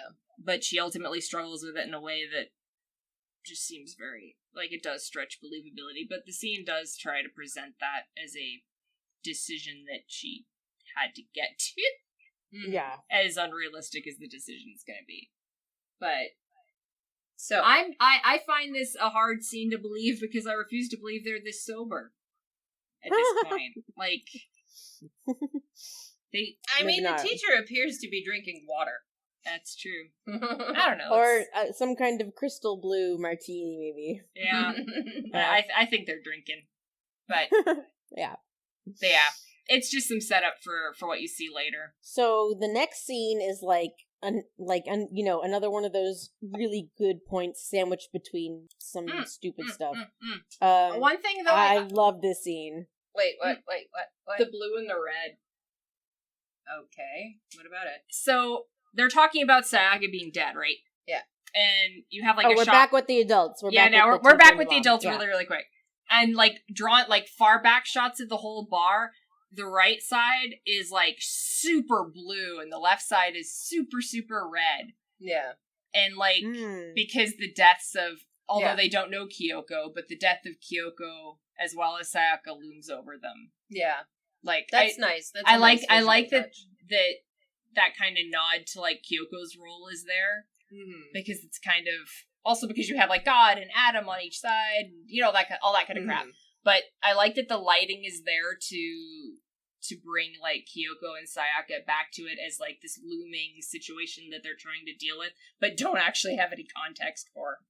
So I just wanted to notice because I didn't notice that until like just now. But anyway, we're going to Homura's house because Homura has the best fucking house, and I'm fairly sure that picture there is a reference to Gustave Doré. Gustave Doré? Yeah, that one picture there has some serious Gustave Doré illustrating Paradise Lost or something. Oh. No, The Divine Comedy. Yeah, we have that. Yeah, that's why I'm like, that looks familiar. Okay, so we're in Homura's house. As usual. I love it. Okay. Unexpectedly, Madoka is visiting. She walked through the rain to go and visit her. And she comes inside, and Homura lets her in, and Madoka wants to talk about Walpurgisnacht. And Homura kind of glares at her when she brings up the topic, because apparently this is something that she does not want to talk about with Madoka specifically. And we know why at this point. Yeah. Yeah. She has a lot of good reasons not to talk about it at this point. Yeah, she knows that if Madoka fights Walpurgisnacht, she's going to turn into a witch right afterwards. Yeah. And it's going to be very bad, because she'll destroy the earth, because she's that strong as a witch. So, Homura explains that Walpurgisnacht is so powerful that it doesn't need to hide in the labyrinth, and just by arriving, thousands of people are going to die, and because regular people can't see witches, they're just going to assume that it's a earthquake or a tsunami or something like that. Hence why they would not air this episode right after an earthquake. Yeah. Madoka seems, throughout this conversation, she seems to be gearing up to tell Homura, why don't I become a magical girl to help you fight it? And Homura similarly is anticipating that and is just already not having any of it. Yep. She says, the only reason I asked for Kyoko's help is so Kyoko wouldn't feel bad. Yeah. It's fine. I don't need her after all. And Madoka actually starts crying because she's so worried. She's like, I want to believe that you're telling the truth when you say that, but I don't think that you are. I mean, she's not, though. No. She's it. not. And Homura says, I can't be honest because you're not going to believe me. But then she kind of gets caught in her own emotions, and we have this confession from her, where she goes up to Madoka and she hugs her and she says, listen, the truth is that I'm from another timeline, and I've met you over and over and over again, and I've had to watch you die every single time, and I've been trying to save you this whole time. I don't know what to do, and, this conversation is maybe even stupid because, Wait, what did, okay, Vanna just made a big face. What's going on? Oh, so while you're talking and while she's having this, this moment, you have a shot drawn away of them in triplicate. Like in mirrors? Yeah. When you're crying and you're looking through tears, that's what it looks like. So they staged it like it's shot. Staged it like as the if you are already crying. Yeah, that's nice. Like, cause like squint a little, like if imagine like when you're crying, like you notice how everything starts to look. Yeah. Like through tears, you'll see. It's like like there's a bloom filter being used. Yeah, and you'll see things repeatedly like this. Like it's just a really neat. Like I'm kind of loving it now that it's because I like when we first watched them, like why is there 3 of them all of a sudden, and I just got it. And it's because it's like you're already crying. Yeah. I mean, this isn't the scene that makes me cry. No, but that is some really is a neat pretty- staging. Yeah. But yeah, anyway, you were sorry. saying. She says, like, listen, and then as she's talking, she stops herself and she says, I'm sorry because I'm probably scaring you right now because Well, this can't make any sense to you. From your perspective, I started just going to your school less than a month ago, so it's not like you know me. Mhm. But Homura knows Madoka like a family member at this point because we know that she's been doing this for 8 years or something. yeah. So she says, I don't know what to do. The more I redo this, the farther apart that we get, the farther away that moment where we were such good friends is to me. And I'm out of options and I don't know what to do anymore. And she says, so listen, the only thing I have left is to protect you. And that's the only thing I've got. So can you please just let me do that? Is basically what she says. Yeah. Like, And she actually don't- says the episode title. Yeah. The only thing I Well, have I mean, left the to guide episode me. titles are Yeah. always taken from a line. Yeah. Yeah. And it's so Very sad because, like, you can kind of see how she's starting to get to the point where she's ready to give up here. Yeah. And It's she occurred knows, to her. yeah, she knows that she has no choice but to keep going anyway, even if it's impossible or hopeless or Mhm. whatever. Mm-hmm. Which is sad. Yeah. Because it's not, I can't give up because I'll be sad. It's, I can't give up because I will become literally a little it's monster. the end of the world. Yeah. Either way. Yep.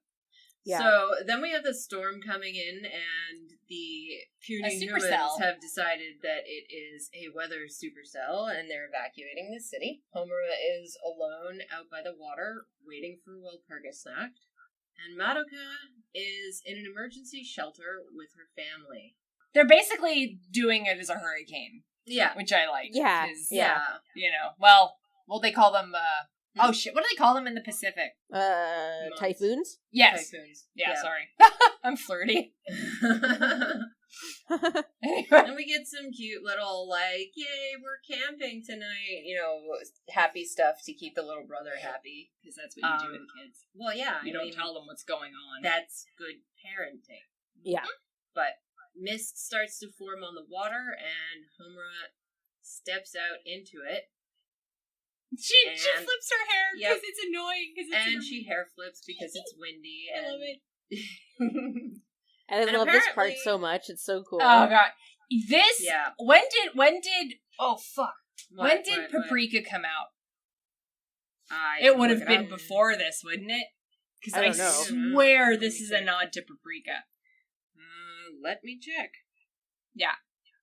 Because, like, you know how, like the moving boards of Walpurgisnacht in Homura's room are, like, I swear that's probably something he got from the Utena movie, but not quite a reference exactly. Yeah. Yeah. Paprika was 2006, so yeah. So, yeah, they would have seen... Have you ever It's seen 2006 Paprika? and it's a fucking classic. I have not. Even though Okay, I don't okay. like it. It's Satoshi Kon, so the same guy as Perfect Blue, Yeah. Mhm. but he would have been, like, Perfect Blue... Like, his entire fucking thing is required viewing for anyone that's doing anything.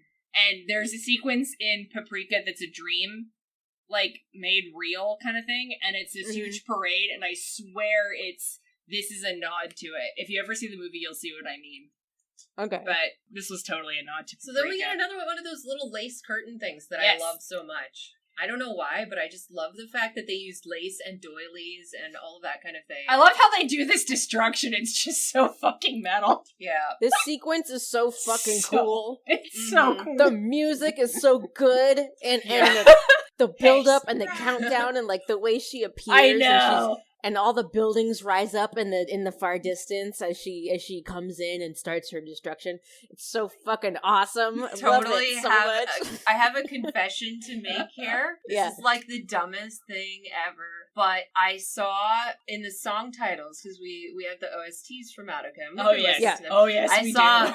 Nux Walpurgis in the song titles, and I was like, nope, that's the boss theme. Better skip that one so that I'm not spoiled when I see it for the first time. Oh God, it's totally And like it was boss so theme good. music. This Oh, is. it's I great. feel like I'm playing Final Fantasy. Just Seriously. cast Knights of the Round, Yeah. the whole thing with it. This is honestly I love like that the this- first half of this episode was magical girls are not all they're cracked up to be, and it's bad, and you should feel bad, and then fucking cool. Fucking yes. I mean, Go Homura. Yes. this is just awesome. But Yeah. like just the whole way that this is put together and created, like this is probably, I think, like if you're gonna look at this series as having a kind of physical climax as opposed to an emotional one. I feel like the emotional one is next episode, but this is like the whatever huge... Madoka does, I don't think she's going to be fighting in this manner. Anyway, I don't know. You know what? I and actually, Utena does not have an equivalent to this. Really? As much as I love Utena. Mm-hmm. This, really... she knows what I'm getting at. This is, okay, I know everyone hates Evangelion. This is Asuka in End of Evangelion fucking cool. Yes. Where you're just the whole time you're like, this is so fucking cool. Yeah, Yes. this is awesome. This is like up there with this where I'm like, I'll just watch this again. Like, that's one I'm thing. stoked to watch this part again. There's definitely 10,000 AMVs with this Yeah, footage in I there. am sure. Yeah. This is just, like, I think that's one thing that Utena didn't really have. And actually, fucking scene Ikuhara like this never really has a really big climactic fight scene. The one time that he could have gone for a climactic fight scene, he went for racing cars instead. Which is okay. There was no one to fight in the movie. I mean, there was Akio, but he was kind of a puppet. He was literally dead at that point. Like, He was a ghost. He was a ghost. Yep. Yeah, no. Oh my god. You remember Aegis? That's what I was referring to. Yes. But yeah, no, there's no scene like this in because it's hard to actually, honestly, to me, it's really hard to do an action scene where I'm like, this is so fucking cool. Yeah. There's this, there's the Asuka one, there's Pacific Rim, the whole movie. And Mad Max. And Mad Max. The whole movie. Mad Max Fury Road. Yep. Like that. Maybe if I thought hard there. enough, I could think of a handful of more things. Yeah. No, this is like up there. This is like in the pantheon of like fucking cool Orenishi's death. That's like the only thing that I like out of Kill Bill. I really didn't enjoy that all that much, but holy shit, Orenishi's last fight scene was awesome. So everything about this scene is fucking awesome. It is. It's fucking great. So let's learn about Walpurgisnacht. Yes, I want to hear it. Tell me about Walpurgisnacht. Actually, Amanda, you do it. You're better at that. You've read it before. Okay. Walpurgisnacht, the stage-constructing witch. Her alias is Walpurgisnacht, but her real name is unknown. Her nature is helplessness. She symbolizes the fool who continuously spins in circles. The witch's mysteries have been handed down through the course of history. Her appellation is Walpurgisnacht. She will continue to rotate aimlessly throughout the world until she completely changes the whole of this age into a drama. When the doll's usual upside-down position reaches the top part of the witch, she completely roils the civilization on the ground in a flash through her gale-like flight. She's the magical girl, like, as a concept. Yeah. Yeah, or, like we actually, and this isn't really a spoiler, I'll just tell you, we know very little about Walpurgisnacht still. Mm-hmm. Like, now. Yeah. And, like, some people say, like, some of the media for Madoka Magica says that Walpurgisnacht is like an amalgamation of multiple witches. Yeah. Like, I it could started see that. as one witch, and she's just kept absorbing other witches, basically. Yeah. Or something Didn't like I that. say this yet?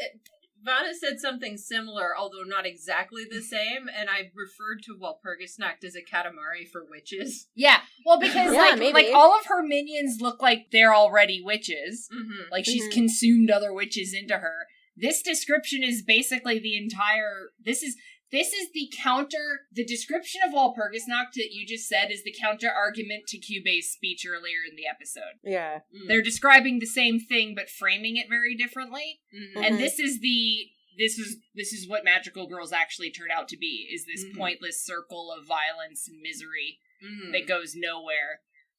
But you have to keep, it's like revolutions. Ugh. Her and Akio would get it off. Get it off. Get it off.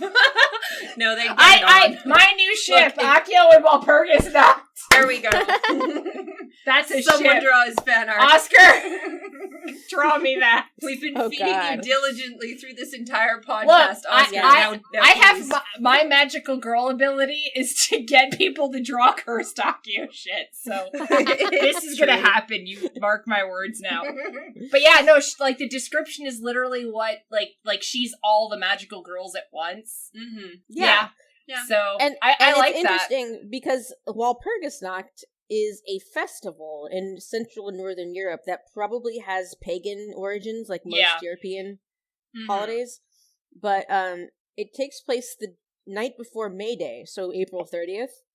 Mhm. And Walpurgis it refers to a saint in Yeah. Catholicism Mhm. from Yep. the 10th century. I'm just If gonna I- venture a guess here. She Yeah. was burnt as a witch, wasn't she? Well, She was female. so I looked this up, and I didn't put it in our notes, but it's really hard to forget. So I'm just gonna go Yeah, ahead right? and Yeah, say it, go and I'm for gonna it. say I if already this is read correct. this. I've been avoiding Yeah. this stuff so that I don't spoil myself. Yeah. by So accident. Walpurgis or Walpurga or Walburga or Yeah. Walberg, whatever her name was, is a probably fictional person Mhm. Mhm. from alleged to have lived in the 6th century. Probably was this story of her started getting passed down in the 10th century onwards.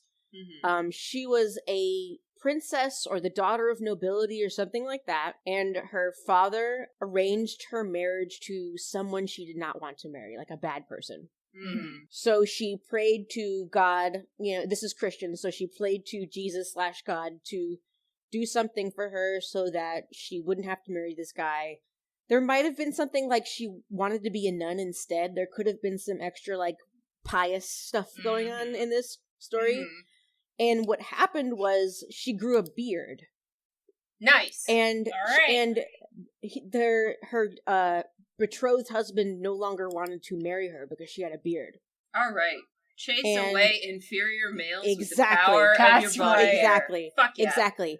So Dwarves show she- up like, marry me. Yeah, she was imprisoned and, as you suggested, either crucified or burned at the stake or something Mhm. for doing this, and she became a saint, and she's like a patron saint of women and a bunch of, like, I don't remember exactly, but this Fucking patron yeah. saint of PCOS. is Valid. I'm And- not even fucking joking. No, I yeah. this is funny, but the historical like historians looking back on this, they think the origin of this myth / I don't want to say myth because I understand it's a religion, but they're Mhm. pretty sure this person never actually existed. So Yeah. the origin of this fictional saint here is what they think was images of, like, either paintings or little statuettes or something of Christ moving throughout Europe, wearing traditional garments from the Middle East that were considered women's garments in Europe. Okay. So when people, I get they it. got these little things, they were like, "What Men is in this?" drag, that Oh, doesn't happen. This That's woman's got gotta a be a beard. woman. And some kind of legend sprung up around these confusing icons that were being brought into Europe to help convert people. And this story about a saintly young girl who grew a beard, and because she loved God so much, and et cetera, that kind of came up around that to help explain these weird things that they were getting. Yep. I like You know? it. Nice. Yeah. That's awesome. Extremely nice. Big. I'm So just that's- I'm Yeah. staking a claim for the PCOS women on St. They took the Walpurga. one with Pika. Seriously though, that's excellent. Yeah, it's Yep. kind of incredible. And Yep. so that, and her feast, that saint's feast, is the day before May Day, so April 30th. And that's called Walpurgisnacht, like Night of Walpurgis. Yeah. And in German it's just Walpurgisnacht. Yeah. Yeah. I So like it's very cool. And so she has 2 different types of minions too. Mhm. So one of them kind of goes back to what we were saying about how she might be an amalgamation of other witches, because some Right. of her minions just look like the silhouettes of, like, magical girls, basically. Yeah. And then she has those circus minions, and apparently, so this is the description of the circus minions, because I thought this was really cool. Mhm. Witch minions that appear alongside catastrophes brought about by the giant witch known as Walpurgisnacht. They pull the ropes connected to Walpurgisnacht's neck as she floats in the sky, forming a circus troupe and conducting a parade. All of the members of the troupe are thought to be Walpurgisnacht's minions, but many facts of the matter are still unclear. Some documents refer to the ones riding four-legged beasts as Blue Nose, and the red and black creatures with long ears as Red Nose. Unlike the aggressive, shadow-like minions that appear at the same time, these minions will not attack unless you obstruct their parade. Rather than attempting to fight them, it would be much more advisable to flee as fast as possible. It's almost like it's the minions are carrying a hot air balloon that is the witch. Yeah. Across. It's like that kind of imagery. Yeah, exactly. I think it's kind of funny, though, that all the ties are around her neck. I know. Mm-hmm. If she's all the magical girls, Yeah, no. getting kicked and dragged I mean, through technically, history. I guess they're not, because it looks like two of them attached to her little No, that's just points because of there. the shape of her head. Oh, You yeah, can see them maybe. go up Yeah, to no, her I neck. can see. Yeah. Yeah. Yeah, so Yep. basically she's on a She's leash. fucking cool, is what she She is cool. Yeah. I would, I don't even you give know a what? fuck. If I This could is so turn my cool. legs into gears, I'd totally cosplay that. Same. Mm-hmm. Mm-hmm. And I do like that in like the episode like before where you saw different versions of her, like she looks slightly different in each one. Yeah. Yeah. I do like that a lot. Okay, I had something that I wanted to point out in this Yes. sequence, Mm-hmm. which is I kind of have a theory as to why Homura's attack on Walpurgisnacht doesn't work. I do too. It better Um, not be the same one though. It's the one that I told you earlier, Okay. so probably not. But I kind of feel like, okay, so we know that throughout all of these repetitions of this last month, all of the strings of fate that Mhm. have been attaching themselves to Madoka have just been increasing and increasing and increasing. Mm-hmm. Madoka's not the only center of this, though. Yeah, because Madoka's fate is always tied to Walpurgisnacht. Exactly. So it's kind of like The same principle would apply to both. exactly, Yeah. but Yeah. no matter how hard Homura tries to prepare for it, and no Mhm. matter how just the very fact of repeating the timeline makes Walpurgisnacht stronger, which kind of, and I'm not saying that that's 100% true, there might be, but that's the kind of theory that I came up for why Homura has literally all of this fucking firepower, literal cannons and shit, Yeah. bazookas and all of Just that, do and shit. it doesn't even put a dent in her, because that seems like something that she would have anticipated, and Mhm. if she's faced Walpurgisnacht 4, then she would have used kind of that measure Mhm. as, okay, this is the benchmark I need to hit Right, with right. my firepower. But if she didn't realize that this was happening with Madoka, and the implication is also that this is happening with Walpurgisnacht, then she would be completely unprepared for how strong Walpurgisnacht was. Therefore, it makes sense. Well, like when Kyubey says that all of these timelines, because all of them are based on what happens to Madoka. However, in every single timeline, like Madoka's fate is ultimately tied to being the only one that can defeat Walpurgisnacht. That's Yeah. the fundamental thing that Homer is trying to change, and it's the fundamental thing that keeps happening in some way And in it's each the one. one thing that she's So- never, ever going to be strong enough to change. Yeah. Yeah. So yeah, when you're talking about this is why Madoka is so powerful, the equal and opposite would have to be true too. Mhm. That Walpurgisnacht will have to still be only it something. doesn't have to be true, but it makes It sense. makes sense. Yeah. It makes sense. So was that Definitely. your theory? No, ish. My Ish? my thought was that like because you know they talked previously how Madoka takes her out in one shot, Mm. and I'm like, yeah, Homura for all of her firepower is using firepower. Yeah.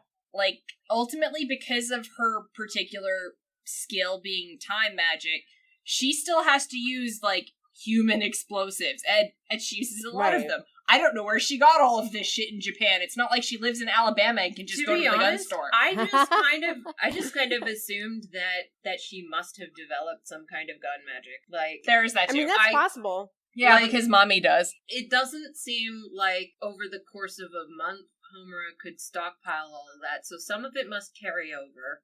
Yeah. And it doesn't seem like, even over the course of many months repeated, she could have installed all of those You know cannons what, though? They beneath don't the explain surface it of the because lake. it's too fun by to just be herself. like, no, this is what Homer has been up to in the last month. And this is what she's put together, and she rules. But she also has time magic, don't forget. Yeah. So even though she has a month of time, she could very well have, like, stopped time for a year and a half this time, while she, made contracts with, like, criminals to get all these weapons. That's true, but that's what's so fucking cool, is you're supposed to be like, how did she put this together? I know. I'm just assuming cool. that there was some magic involved there. Yes. I'm gonna hand wave that. But that's my thinking is I feel like Homura is fundamentally not going to be as well equipped to fight this witch because she's using physical using physical weapons, and Madoka's is going to be like a spirit shot or her bow and arrow or whatever that's entirely made out of magic. It doesn't seem surprising to me that the amalgamation of all magical girls is fairly impervious to like physical ordinary weaponry. Yeah. I mean, we've already seen that too. Yeah. With Sayaka and her just shutting off her own pain and taking damage to her body. Exactly. Like it's the same idea. So also, I can see why. This just occurred to me, like, normal humans are just seeing this as like a severe weather storm. Mm-hmm. Imagine trying to shoot missiles at a hurricane to try to get it to go away. It wouldn't work. Yeah. Well, don't you remember that when, what was that, a couple of years ago, there was, like, that whole, like, Facebook petition to shoot the hurricane? God. Yep. You remember that? Yeah. I can't even remember which hurricane it was, but they were like, shoot the hurricane, it'll work fine. Yeah. And I remember thinking, this is fucking hilarious. Me driving an entire oil tanker that's Homura. Yeah. Oh, by the way, the tanker has a shaft on it. Yeah, it says shaft on it. It says shaft on it, and I was like, okay, that's cute. I like it. That's the kind of... But yeah, like, I don't know, the whole... Also, the cannons are glowing. Yeah. Which kind of makes me feel like there's magical influence in them somehow, even if they are not themselves magical. True. So... Yeah. But I do love just this wholesale destruction and just... That's what's so fucking cool about it is I just feel like this is something Homura's put together with such perfect precision and determination. And it still doesn't work. And it still doesn't work. And for some reason I feel like Homura knows that. Like she's just doing this whole thing like, none of this is gonna work because she constantly has another like thing to try until that one last one where she just gets like right fucked. But like she's like, I literally just blew her up from every angle. Seriously, like, how is she still alive? And that's why I came to the conclusion that Walpurgisnacht is probably getting stronger. Yeah, is powerful relative to Madoka. Because honestly, like if Homura misjudged so badly, then she must have had a way lower benchmark. Yeah. All right, so.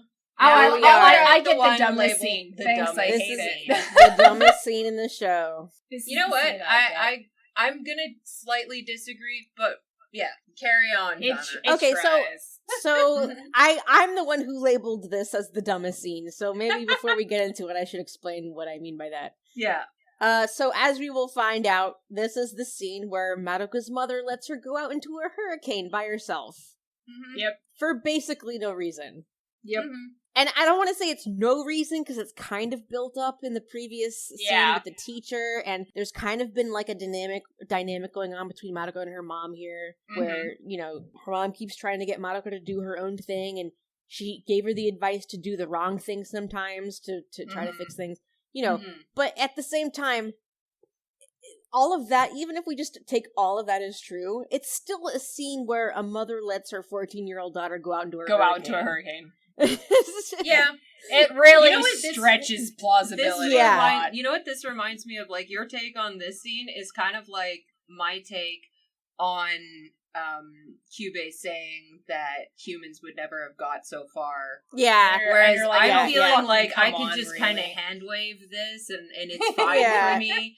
But for you, it's like a thorn that just kind of pricks you. It's demanding a lot.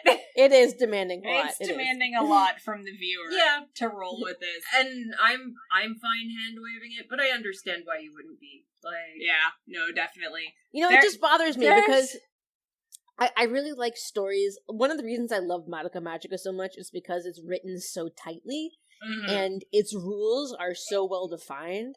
Yeah. It never feels like it's pulling something out of its ass. It always feels like it's something that had been going on the whole time and it's just a reveal. Mm-hmm. So like I really appreciate that commitment to, I don't know what to call it. I don't want to call it logic. I don't want to call it realism. It's the story World cohesion. Yeah, it's so cohesive. That's a good word for it. It's so cohesive, and this scene just sticks out to me because it breaks that feeling of everything making perfect sense. Yeah. Up to this point, I think that's why it kind of bothers me. Yeah. Because it's the first time where I'm like, okay. That isn't exactly what bothers me about it, but what bothers me about it is like on a Venn diagram. Okay, first thing that bothers me is we start out in the shelter. The storm shelter. With the huge fucking windows. Made out of glass. Entirely. Yeah. Like it's entirely out of glass, and they're like just sitting at a window watching the hurricane because these people have never been in a fucking hurricane, I guess. Yeah. Like, okay, fine. That's like, some commitment to the Windows theme in this show. Yeah. That's and you know what? Cool. That's the literal embodiment of that line that we ascribed to Toga. That's right. I will die for l'aesthetique. That's what this is. So yeah, they're at the hurricane shelter, storm shelter. I'm gonna keep saying hurricane because you're Coast. a Floridian. Yeah, you both are. It's fine. Sorry, typhoon. Yeah, they're at the storm shelter. Madoka sneaks away from her family, presumably who are further indoors, to go chill with Kyubey. She wants to ask how Homura is doing, and Kyubey says, "You know what? There's no point in me telling you. I could go show you. I feel like how she's doing should be evident by, the buildings flying around. Right. Yeah. That would incline you to get away from the fucking windows."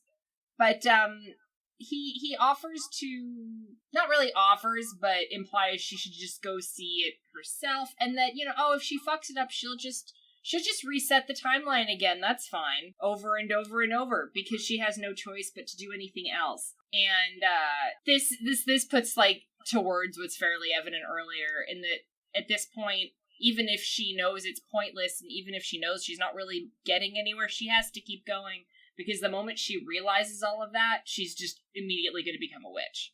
Yeah. That's what she's pinning all of her hopes on at this point. So she's going to have to keep believing this, not lie, but, emotional plot contrivance, I guess, to keep going on, or she's going to become a witch. And of course, Madoka, hates this. Yet again, she just bursts into tears here. She just bursts into tears because she just remembered all of the terrible fates of all of the other witches, all of the other magical girls that Kyubey had shown her. She wants to do something about it, so she's like, alright, I'm gonna leave.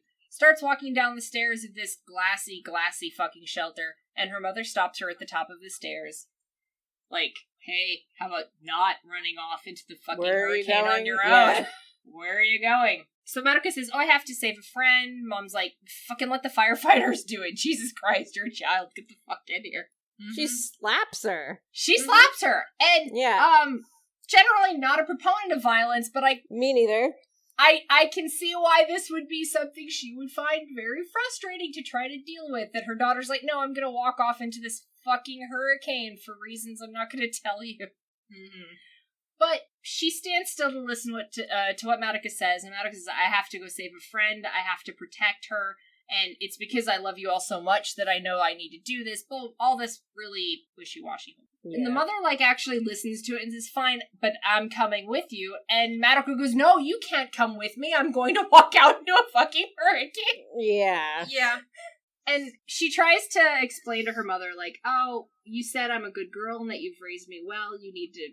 basically pushes her to trust her that she's doing something for the right reasons. And the mother actually kind of listens to this, and her decision hinges on, is nobody lying to you or trying to trick you? Are you sure? Mm-hmm. Not, I think you're a bad kid, or, oh, I think you're being a dumbass. The important thing to her is that... Are you being misled? Yeah, are you being misled, or do you know what are you doing what you're doing for reasons that are your own, basically? Yeah. Which is, the most good parenting 101 thing, if you completely, removed the actual circumstances at play. That would be a very respectable approach to take. But as it is, this is how she's going to justify letting her daughter run off into a hurricane. Right. And I put in the notes here, what I like about that moment, and the fact that she asks, no one's tricking you, right? Right. Is Madoka says, no one's tricking me. And it's true. Like, for the first time. Yeah. Like, this is the first timeline where essentially Madoka has no ignorance about the situation. She knows all the details. She knows everything that all the bad shit about magical girls. She knows everything that happened to Homura. She knows, she's seen all the bad stuff. Kyubey's explained the entire history of the incubators to her. He's explained the fact that they would still be in caves if it weren't for this, so you can't really complain. Like, there's all this information that, in like, almost, as far as we know, almost every other timeline or every other timeline, she never gets to learn. So this is really the first time where, no, Kyubey is not tricking me. I know completely what I'm getting into, and you know what? I still want to go and do it anyway. Yep. Yeah. Which, so, good for her, but also... Seriously, and I love that, and and, it'll come back in the next episode, too. Yeah. I do like that, and I feel like that's probably a lot of what this is trying to establish, is they're using this scene to make sure you know that Madoka's going into this with her eyes open. Yeah. It's a really big ask for you to believe that the mother is willing to do this. Because, if nothing else, from the perspective of a mother who has no idea magical girls exist, because why the fuck would you think that? My presumption as a mother around this whole situation where my daughter's best friend was found dead in a fucking a hotel room. And my daughter wants to run into a hurricane to save another friend. I would be thinking this had to do with other things. You're talking about compensated dating, or this being this smells like sex or something. Men. Like no, I'm serious. Like, mostly because of like the way Sayaka dies. As far as I know, she's found dead in a hotel room. What is the messaging there? Yeah. Especially in a country where you have a concept like compensated dating have its own term. Yeah. Because it's so prevalent. They're 14. Madoka's cute and innocent. Like, the whole thing I would be like, oh my god, get in here. There's men out there. Yeah. No, like, and I mean, truly. You wouldn't be unjustified in doing that. But my point of view on this whole scene is they've spent pretty much every encounter with Madoka's mom kind of building establishing the trust of her daughter. She knows that something is going wrong. She's known that for a long time. Yeah. She's known that ever since she had to tell Madoka that maybe sometimes you have to make a mistake. Like, she knows that her kid isn't getting into anything that's, like, stupid. She's not making dumb decisions. She's actively, come to her mother, asked her for help, even if she wasn't able to tell her what exactly was going on. True. Somebody has ended up dead because of this, but Madoka is still relatively unscathed.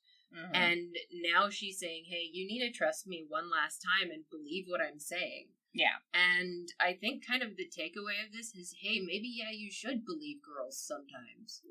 Yeah. And I'm sitting here like, I know you are. But I do think that this is maybe not as out of left field as you guys are feeling. I don't feel like it's out of left field. I just feel like it's an escalation in the degree of asks. Yeah, it is. Like a huge, the whole believability cracking escalation of ask. It's you know what this was? You know what would fix this? Imagine if they're in a car sitting in traffic on their way to the evacuation center. That would work better. And Madoka needs to open the door and run back to the neighborhood. And she's like, hold on. I have to go back because somebody needs me. And her mom says, are you sure? Like if it was that kind of a situation. Yeah. Yeah. Like the fact that they're already in what the mother would understand is complete safety. Yeah. It's like, well, that's the other thing. The mother... Are you suggesting the good parenting is Madoka let your child just told her that themselves? they aren't safe. Yeah, that's true. She just said, no, you need to stay here because you need to protect Dad and my brother. Yeah. So it's not that could have been emphasized a little more, I think. Because otherwise it's very hard to imagine that the mother thinks this is anything but the obvious for me, I stuff think what's that kind of normal person making it more ambiguous is the fact that Madoka knows that they are also in danger regardless of where they are, and that's not necessarily conveyed to her mother very well. While I can see where the they kind of meant to do that. They didn't quite make it there. You know so what? This is kind of like that other time when you were like, the thing that sucks about the scene is if Madoka had just said one little more one extra line of dialogue. And in that sense, yeah, I feel like maybe an extra line or two about that would have made this work better. Either way, as it is, you're being required to assume the mother has some capacity to believe this story. Yeah. Yeah. Like, even though she's never told it, clearly on some level she already believes some version of it, because she's not thinking it's about sex or no. You know, a sex ring or something like that. She's functioning as someone who believes her daughter could possibly be a magical girl and can't tell her. Yeah. Which, I mean, fine. It's a genre contrivance, if nothing else. Mm-hmm. But being as, like, everything else about this becomes so realistic, it remains a really big fucking ask, given the mother is not given any context for any of this, aside from that little piece of line that does not save the scene because it's so quick to just come and go. That should have been emphasized more, but the context for this scene is, like, the mother's context for this scene is what she's seen of her daughter this entire time. And the only thing that we have to go on there are the scenes that were included in the show. Yeah. But each one of those scenes does kind of lead to this point. Yeah. And that's fair. So, and, like, ultimately, at the end of the day, the mother is there not to be believable so much as to be a vehicle for the audience to see Madoka's train of thought. Yeah, I like that more. I like that more. Yeah. Yeah, like, the mother we get to is have not this a character conversation. of her own.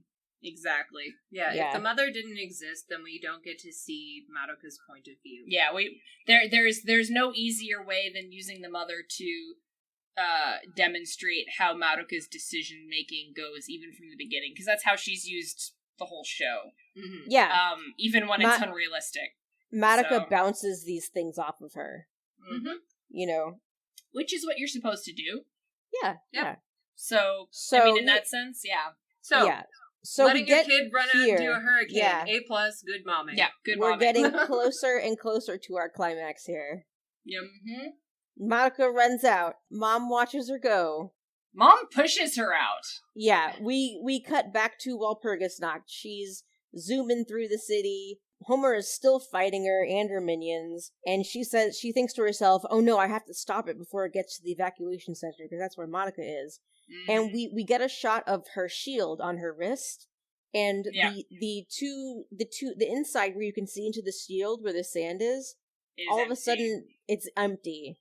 And what this means is that she can't stop time anymore. If she wants to stop time again, she has to turn the hourglass upside down so that sand starts to pour again. And then when she stops the sand, that's how the time stops, basically. Yeah. So she has to rewind time at this point.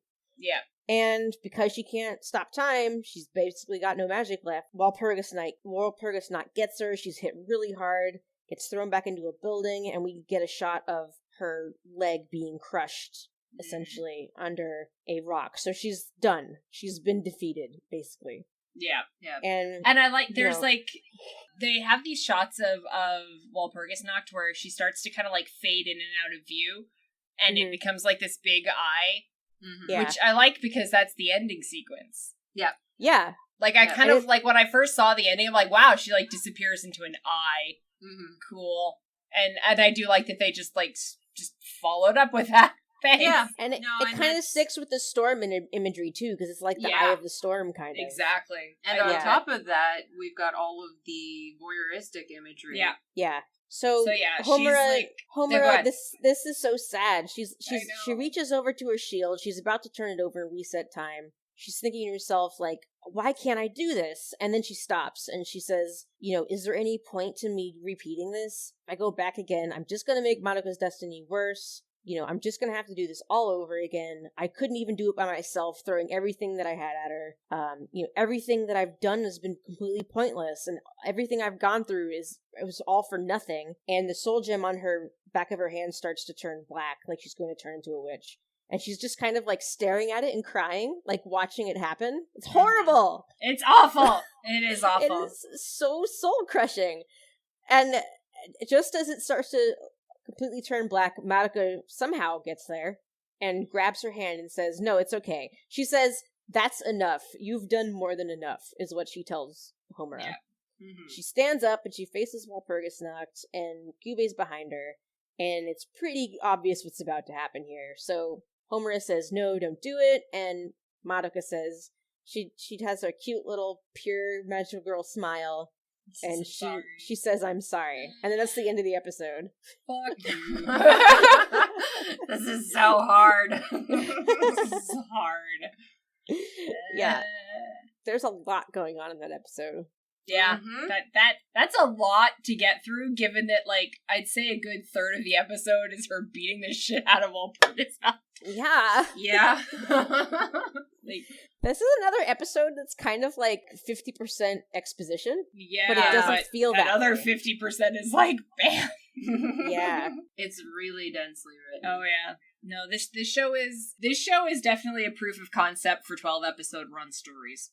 Mm-hmm. Yeah, like, for sure. This is definitely like that being done well, when honestly I don't think I've seen any others with such a short run feel very effective this way. Actually, no, Castlevania, but I mean that's if we're counting Castlevania it as anime, is which kind of, I do. I mean, that's Warren Ellis though. Yeah, and they're all anime fans making an anime. Yeah, no, I know, but it is Warren Ellis. So I mean, there's fine. However, Unfair the important thing to note there is that these are both shows that are headed by writers. Yes, yeah, that is true. Which, to be honest, most of my favorite works are the ones that are headed by the writers. Me too. Yeah. It's just, if there's a story that's cohesive, you can miss almost any other element. Yep. Like, if the characters work, if the story works, then if it's got shitty animation, alright, fine, whatever.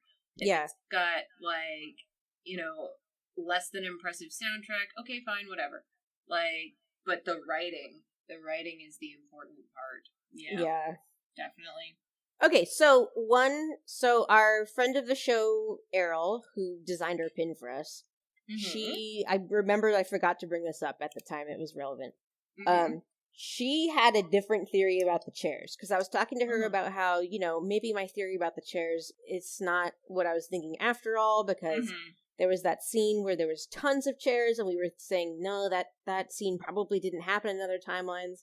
Yeah. And she said, maybe the chairs are, it is a voyeurism symbol, but the chairs represent the incubators, and they're all gathered around in these big scenes watching what's going on, Like Sele. Yeah, and so this with the same thing with the scene where we were talking about where all the chairs get filled with her stuffed animals. Yeah. All of whom look a little bit like Kyubey. Yep. Yeah. Yeah.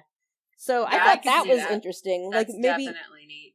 The chairs are when the incubators are the most invested in what's happening. Yeah.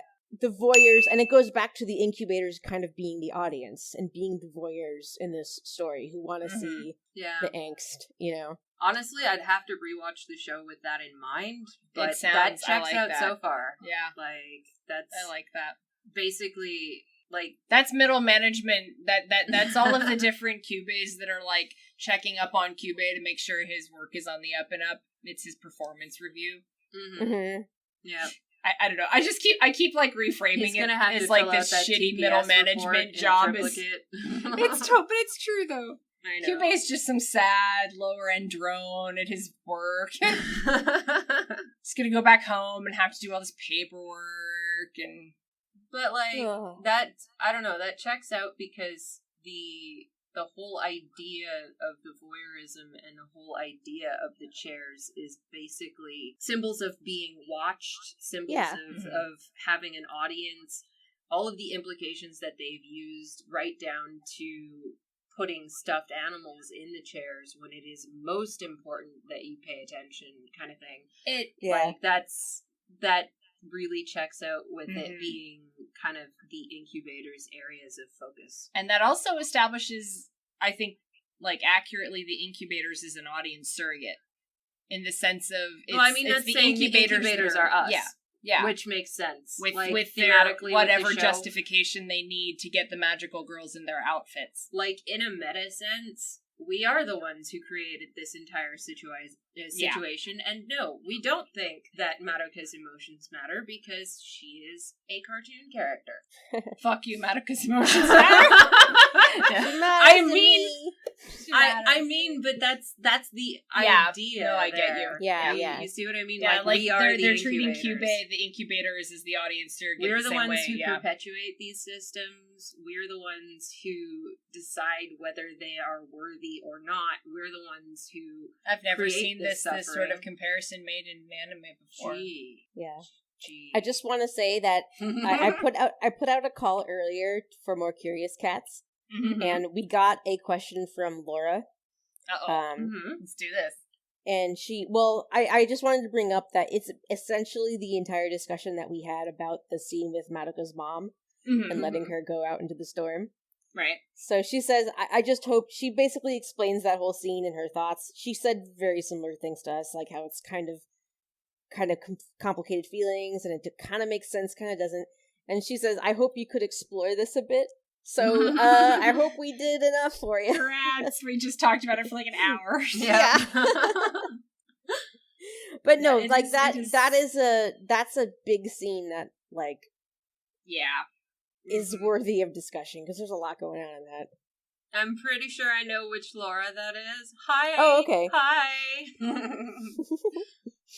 But remember how earlier I mentioned I have a superpower? Yes. And that superpower is to get terrible pictures of Akio? Yes. So slightly off topic. This is like a crossover comic. Earlier in Sarazanmai, long story short, there is a truck, and the name of the truck is First Star of the Evening. And I went, LOL. Oh, no. LOL, that's totally Akio, because First Star of the Evening is same as the Morning Star. They're all Venus. Yeah. So I made a joke about Akio being a truck driver on the outside, and I now have a picture of truck driver Akio. Nice. On my Twitter account. Nice. So I am definitely going to get this Akio Walpurgisnacht ship drawn. Absolutely. Mark my words, we're going to see that. If you can get it done by the time this episode goes up on YouTube, I'll use it in the thumbnail. Hell yeah. All right. Yeah. I'll work on this. You can find someone to do that. I will work on this cursed shit. Anyway. All right, so that is episode 11. And that was all the curious cats we got. That's all the ones we can answer. Okay. Well, there's a couple that are saved for the last episode. Okay. Yeah. How am I not going to watch the rest of this shit? I know. Well, I mean, we've only got half an hour before you have to put on Sarazanmai.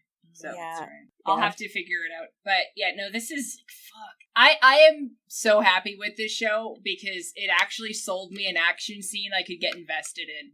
Yeah. That is so stupendously fucking rare. I mean, like, I enjoyed 300 too, but I certainly don't consider it any kind of, I mean, it's colors and lights. Yeah. Whereas this, that can be like, this is so fucking weight. Cool. This was like, this is so fucking cool, but you know it's not gonna work and you feel bad. It's sad. Like I said, there's emotional weight to it. That seems to be a defining characteristic of action scenes we think are fucking cool. Some emotional weight? No, there's a conscious futility of the action scene. Oh, because Asuka's scene in Evangelion is everyone except Asuka knows this is futile. From the beginning of the scene, everything around it tells you she's not going to win. Yep. So she's fighting futilely. This is like, you already know she's not going to beat Walpurgisnacht, and that's not going to be the end of the story. So you're watching this whole thing knowing Homura is doing this, and it's not going to get her anything. Yeah. The closest equivalent I can think of in Utena is Wakaba, and you know very well Wakaba is not going to win her duel. Yeah. Or get what she wants, or get to have Saiji or anything else. Yep. So maybe it's just that we like fucking cool action scenes that are pointless. However, we did mention Mad Max. That's true. And we did mention Pacific Rim. And, okay. So, those are the exceptions. Those are the exceptions, but not exactly. because I feel like part of the whole feeling of futility is that you know that people are not going to come back from this. Yeah. And throughout both of those movies, you're made very aware that there's going to be costs. Yeah. And I think that's a big part of why we enjoy those scenes, is because we know that it's not like Dragon Ball or something where everything gets reset to zero at the end of the battle. Yeah, kind of thing. These are things that have weight. These are things that have consequences emotionally and for the characters. These are things that are not going to be. Nothing's ever going to be the same again. Well, and I mean too, like, and Utena does explicitly the opposite of this because it makes very clear there are no stakes. Yeah, there aren't any stakes. That's literally the point. Whereas this show has spent 5,000 episodes, I swear, setting this up to the point where by the time you see Homura fight, on one hand, you're given the information that this is something she can reset.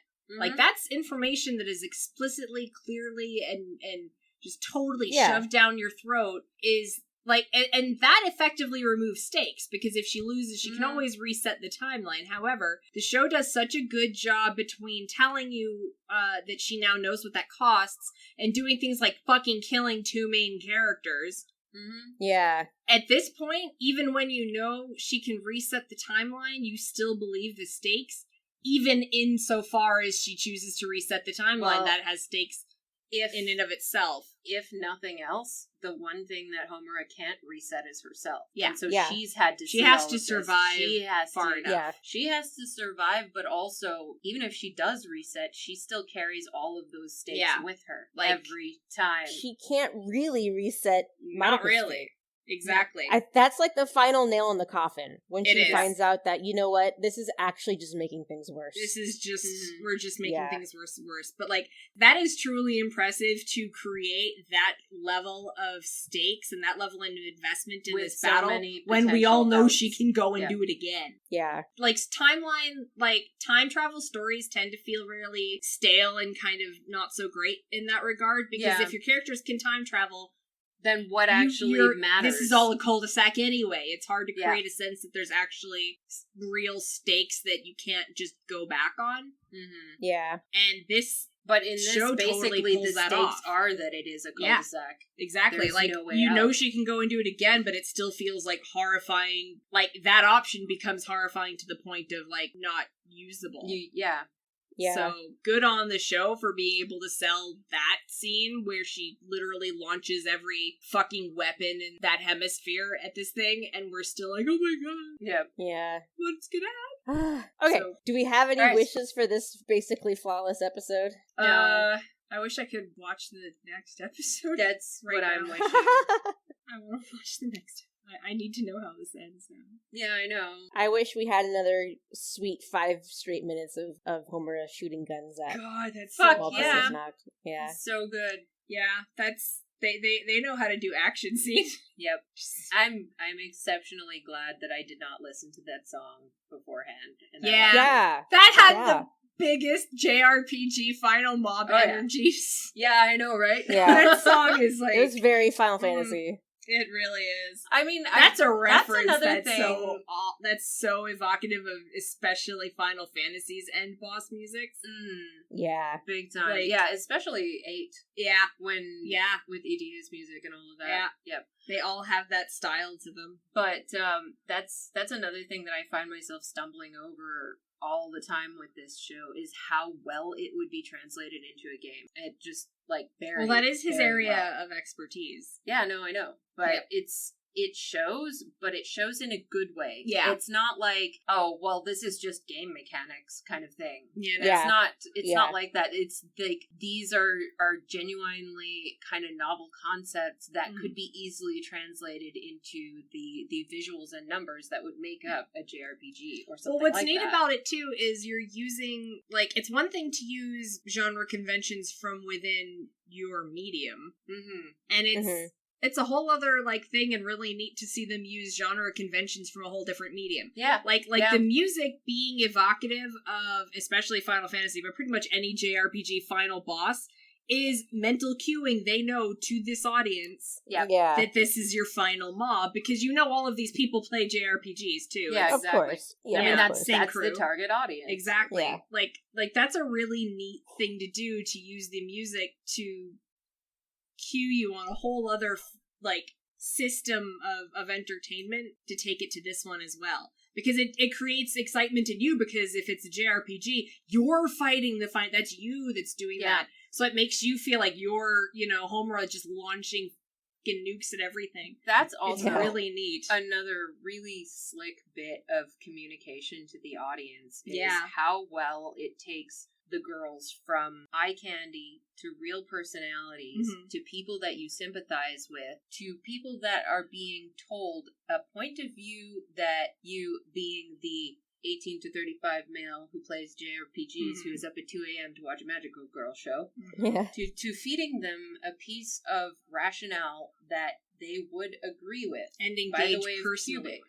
Yeah. And that they actually actively endorse, and putting them in the position of going, no, that really isn't okay. No. That's nice. I really, really appreciate the way the show does this. This entire thing for me has been like a really, really well-crafted mousetrap. Yeah. It is. It really is. It straight up, it has the bait right up front. Oh, yeah. And it expects people to take the bait, and they will, because the bait is good. Oh, I totally fucking took the bait. Like, when we first watched this episode, when that music came on, I, leaned forward. Like, even, the way I was holding my phone kind of shifted a little bit. Like, I totally was reacting like I had just gotten to the end boss. She's holding her phone I literally a did controller right now. Yeah, I literally did that because the music was so automatic in my head. I'm like, oh shit. Boss fight. I'm like, Homura, there's just so many ways that it does these nice little manipulative tricks to the audience to make them, to shift them into I would say actually this is a lot more successful than Evangelion that way, because Evangelion was too honest. Yeah. And that's why I think it went over a lot of the intended audience's heads. You know why it works? It didn't trick people into it. It presented. But it got to cheat in a way that this show doesn't. Because in Evangelion, the clear audience surrogate is literally a presentation of the audience. Like, Shinji is, you know who that is. Like, that is your viewer. Yeah. Whereas this show does not have a clear audience surrogate in the sense of a guy that's being a creep. Because the audience surrogate is Kyubey and people like him. But a guy watching the show is going to see Kyubey and not see himself away. He's not going. Whereas if you're watching Evangelion, you see Shinji, you're like, oh, I'm Shinji. He's going to find himself sympathizing with the girls and not with Kyubey. Yeah, exactly. Whereas there isn't really as much room in Evangelion to distance yourself from Shinji and see Asuka and Rei as more than just kind of interesting pinup girls. I have a lot of problems with the way that Evangelion presents women, but I'm thinking about writing an essay about it, believe it or not. The angry Evangelion I'll read it. Yeah. Actually, there's a lot to unpack in that. You know what's kind of funny is I'm sitting here thinking, because with Evangelion we like to joke that they wrote a few really good female characters on accident. I'm trying to decide how I feel about Madoka, and I'm almost you know what, I feel despite everything and despite how heavily gendered the story is and how they act and all of that, something about the way it's put together and the way the characters are presented and what you're expected to actually sympathize with, I almost feel like the characters were built without a gender initially. Well, that's how he wrote them. That's just good writing. Yeah, they wrote good characters and didn't really concern themselves much with, are they uterus havers or penis havers, or are they, what are they? They wrote people. They wrote good characters that also happened to be girls. I mean, that had to deal with girl shit. This is the basis of my whole objection to the way Evangelion treats women. Yeah, they wrote women. Evangelion wrote female characters as having not woman as a descriptor, but woman as a role that they perform, that they are expected to cater to, and that they have to go out of their normal lives to cater to present. That's not the way sex and gender works. Like, that's not... Yes, there are parts of gender that are performative.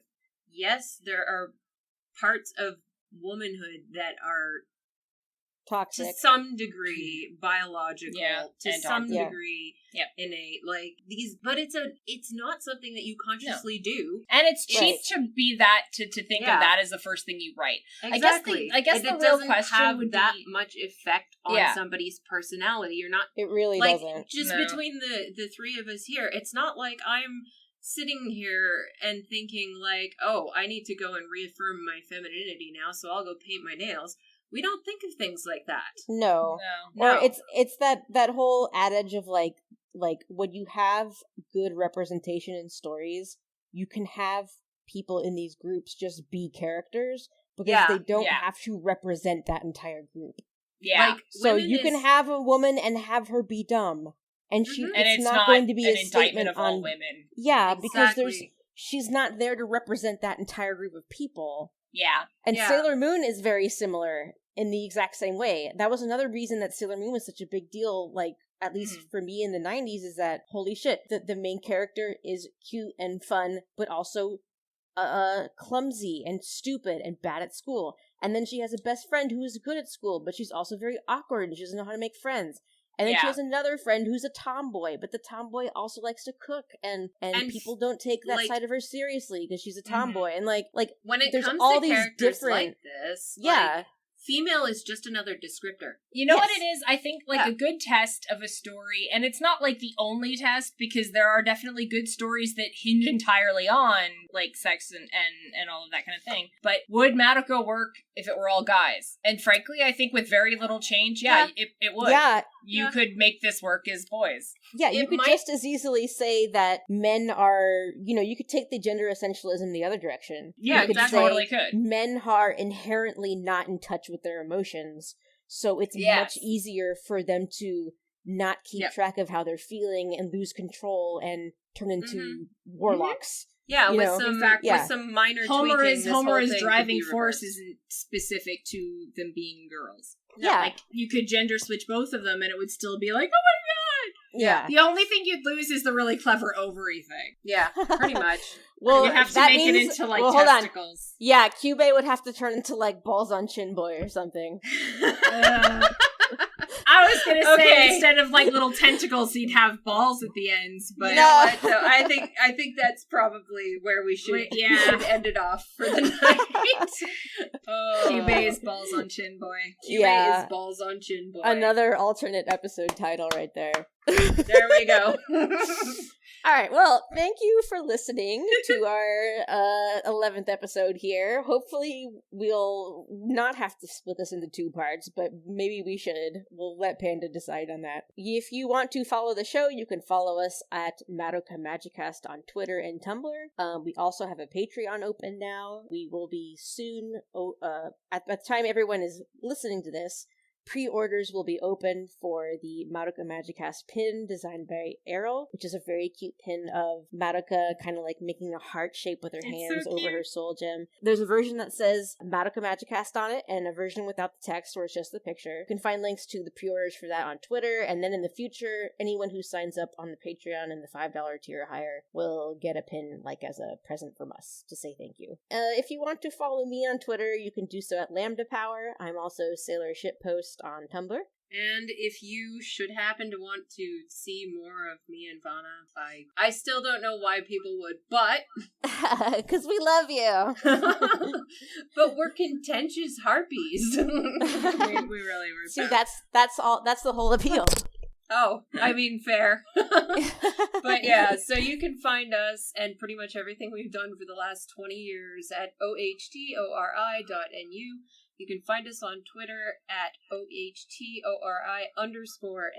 And, we are currently doing a fundraiser for our attempt to go and bring back as much of the Japanese musical as we possibly can to the Western fandom. Yes. So, by the time people listen to this, you guys will either be in Japan already, or like you'll have come back, or this is a few weeks out, I think.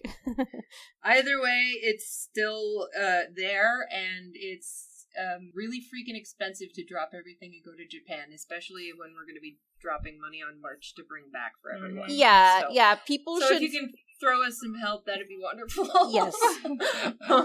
Continue to donate, even, like, after they've come back, because I'm sure you guys will continue needing help for that. Oh, yeah.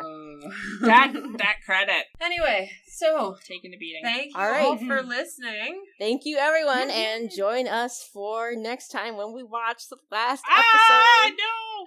And everybody cries, especially me, and, I anticipate crying. Yeah, I'm not ashamed. And she's soulless. That's actually really hard for her. So, well, I'm glad you guys are getting so much out of it and enjoying the show so much. I had at the very beginning, but well, either way, we would have had fun. But we were actually having fun liking it, which is unusual and good. Awesome, good. Mm-hmm. All right, well, we will see you all next time. So, thank you for listening. Have a nice night. Bye. Bye, everybody.